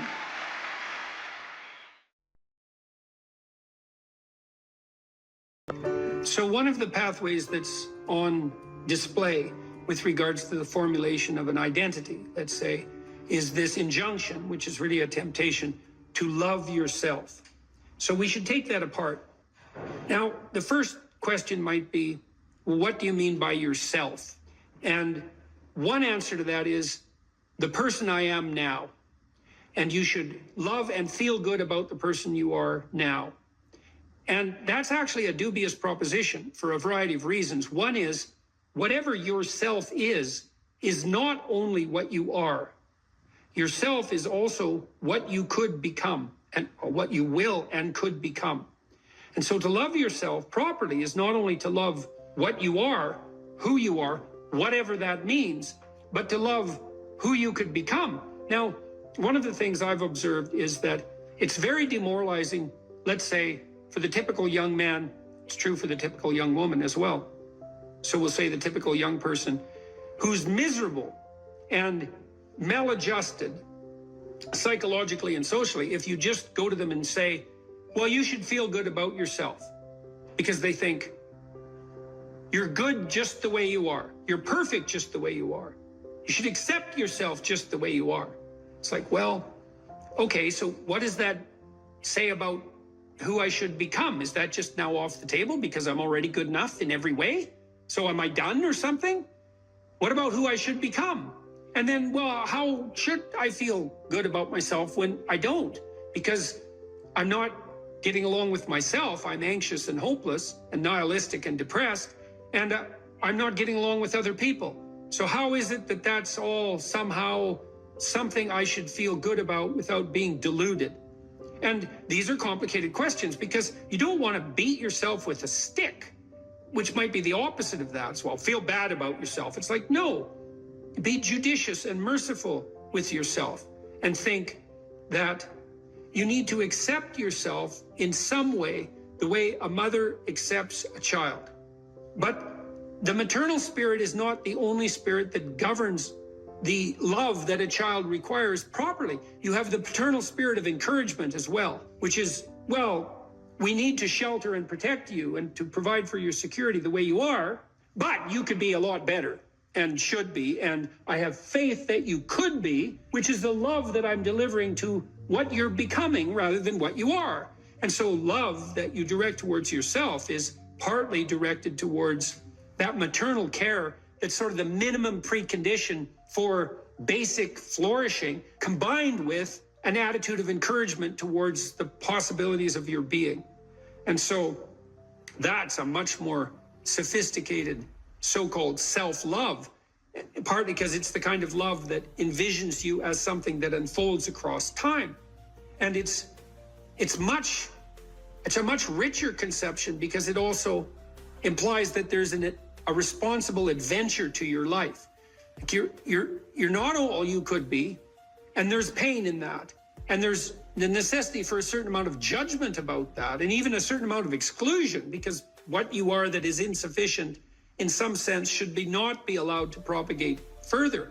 But if it's conjoined with encouragement, it's like, yeah, you're in a rough situation there, kiddo, but you know, here's some things about you that are virtuous and good, and they're pretty powerful actually, and if you just made those more manifest, you could dispense with a lot of this immaturity and misery, and you could expand yourself out into life physically and psychologically, and you could start walking this pathway that makes things better. And the thing is that as soon as you start walking the pathway that makes things better, then things immediately become better, because your whole orientation changes. And you know, if you're in a bad place but you're escaping, that's pretty positive, even if it's a bad place. And you might think, well, it's still bad, but it's better. It's like, well, that's a lot better than a bad place that's getting worse. That's for sure, because that's hell. Hell is a bad place that's getting worse.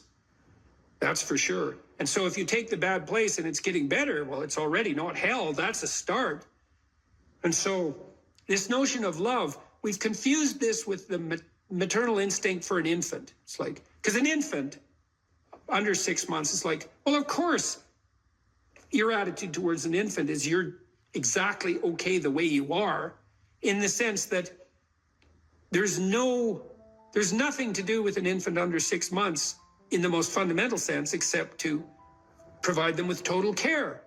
But that's not what you do to any child that's older than 6 months. You start laying down some criteria for becoming, for improvement.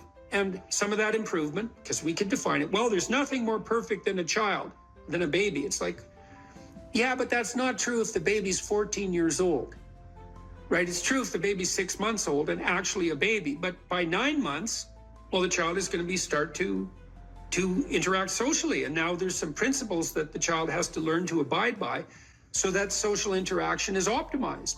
And then you want to replace the infant with the toddler who has a certain domain of autonomy and responsibility and a certain capacity for social interaction. And you want to replace the toddler with the young child, with the preschooler, who now can negotiate a shared social space. And you want to replace the preschooler with the older child who's now capable of taking on as much domestic responsibility as is appropriate for that age. You want to take the infant who's entirely dependent and turn them into something that's autonomous and then socially integrated in a manner that's moving them towards individual responsibility. And the love is not only love that's devoted to what they are at any point, which is that encompassing maternal love, say, but the love that says, yeah, kid, you know, we're pretty happy you're around, but the new you is going to even be better. And that's encouragement. And that's part of love. It's half of love, that's for sure. And you want to direct that to yourself as well. It's like, you don't want to judge who you are so harshly that you just destroy yourself and everything is cast into the pit. You want to take a look at yourself and say, look, you know, you're a person among persons and you have intrinsic worth and you have your flaws, your sins, your domain of ignorance and inadequacy. But that doesn't mean that you're entirely worthless because of that. You have a base level value. That's intrinsic worth, let's say, that's reflective of the fact that you're made in the divine image in the most fundamental sense. You have intrinsic worth, and that's due a certain degree of baseline love.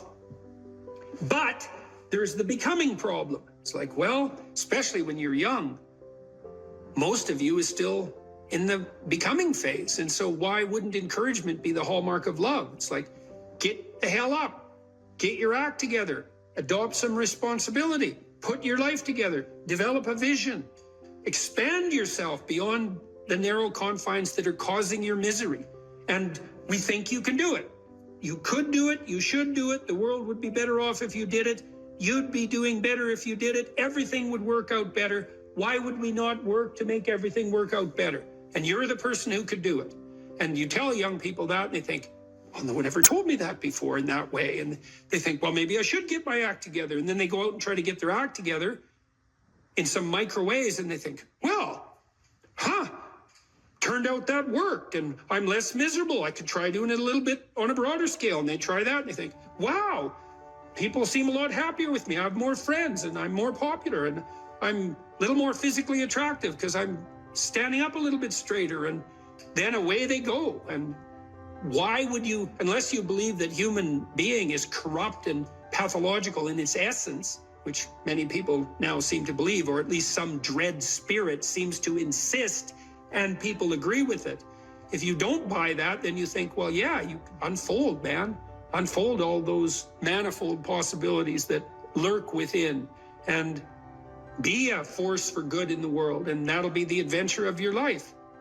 And I guess we could also add to that a bit of a disquisition on truth. So you should be oriented by love. And you could say, well, that's the desire to care for being and becoming, however it's manifest, to want that to turn out in the best possible manner. That could be your goal. I want things to turn out in the best possible manner. And you have to decide if that's true, because people are tempted to create little hells around them all the time. So don't be thinking that necessarily you want that, because it's not that easy to orient yourself so that that's all you want, because you're bitter and resentful and angry. And so all of that's going to interfere with that vision of love. And then you might say, well, now that you have that vision, what do you have as weapons to clear your path, let's say, or to set things in order as you move forward. And one of the answers to that is we have truth. Well, why? Well, because you want to contend with the world the way it is, obviously. So truth is going to be useful in that endeavor. And then you might say, well, if I could get away with something by not telling the truth, why shouldn't I just lie? If I could get what I wanted and if I could avoid responsibility, why not lie? And the first answer is, well, what makes you so sure you want to avoid responsibility except narrowly in this moment, because it's not a good medium to long-term strategy and everyone knows it. And what makes you think that manipulating people in the short term so that you can gratify a whim is going to be a useful iterative strategy? It's like it's not. So you can dispense with that. And so what do you do when you tell the truth? Instead, is you predicate your actions on an axiom of faith, which is that nothing better can happen than that which happens if you live in truth. And that's a statement of deep religious faith, because the evidence for that can only be gathered as a consequence of manifesting the actions that are predicated upon that axiom of faith. You don't know till you lay it out. But you can say, well, I believe that the truth will set me free. And then you think, well, the truth will set me free. Who's me? Back to identity. Well, if you're lying, it's not you by definition, because if you're lying, you're attempting to implement a falsehood. You're attempting to falsify the world and yourself. That's what a lie is. And so if something happens that's good because you lied, it's not happening to you. It's a reward for the spirit of deceit that you allowed to inhabit you. And if you reward the spirit of deceit that you allowed to inhabit you, it will grow. And I would not recommend that. That's a very bad idea. In the contrary situation, you live and speak in truth, and then things happen. They're happening to you. That's your life, man. That's your adventure. And one of the things that's very interesting about the truth in that regard is that it provides a certain optimal unpredictability. You know, if you're talking to someone, you think maybe you're being interviewed, or maybe you're having a discussion with someone, you think, I'd like to impress this person. It's like now you have a little vision of what the instrumental outcome of the conversation could be so that it reflects positively on some narrow conception of a desired future state. I want this person to be impressed with me. So I'm only going to say things they want to hear and that sound impressive. That's all lies. It's like, well, maybe you'll get that result, but it won't be what you want because it's predicated on a falsehood. Instead, you could just have a conversation with the person, like a real conversation. It's like, what do you think? Here's what I think. Do you like it or not like it? It's like, well, I don't know if you like it or not like it. It's like, we can talk about that and why, but it's still what I think. And that doesn't mean it's right, but it's what I think. Well, then you lay that out, and then what happens to you is what happens to you. And then it's unpredictable, because imagine you're speaking deceitfully and instrumentally. You want something from someone. Okay, well then you're lying, so the you that receives is not you. It's the spirit of deceit. And it's also, you're instrumental because you think that that narrow vision is optimal, even though it requires deceit. You can just throw that away and you can say, well, I'm going to say what I think, carefully and judiciously, feeling out the words, and then I'm going to accept whatever happens, no matter how unpredictable. And then what you'll find is that's where you have adventure. Because you might ask too, well, what do you have to offset against the catastrophe of life? Responsibility, friendship, place, job, career, education, all of that. Adventure. Adventure. Is the adventure worth it? Well, if you tell the truth, you will have the adventure of your life. That's what will happen.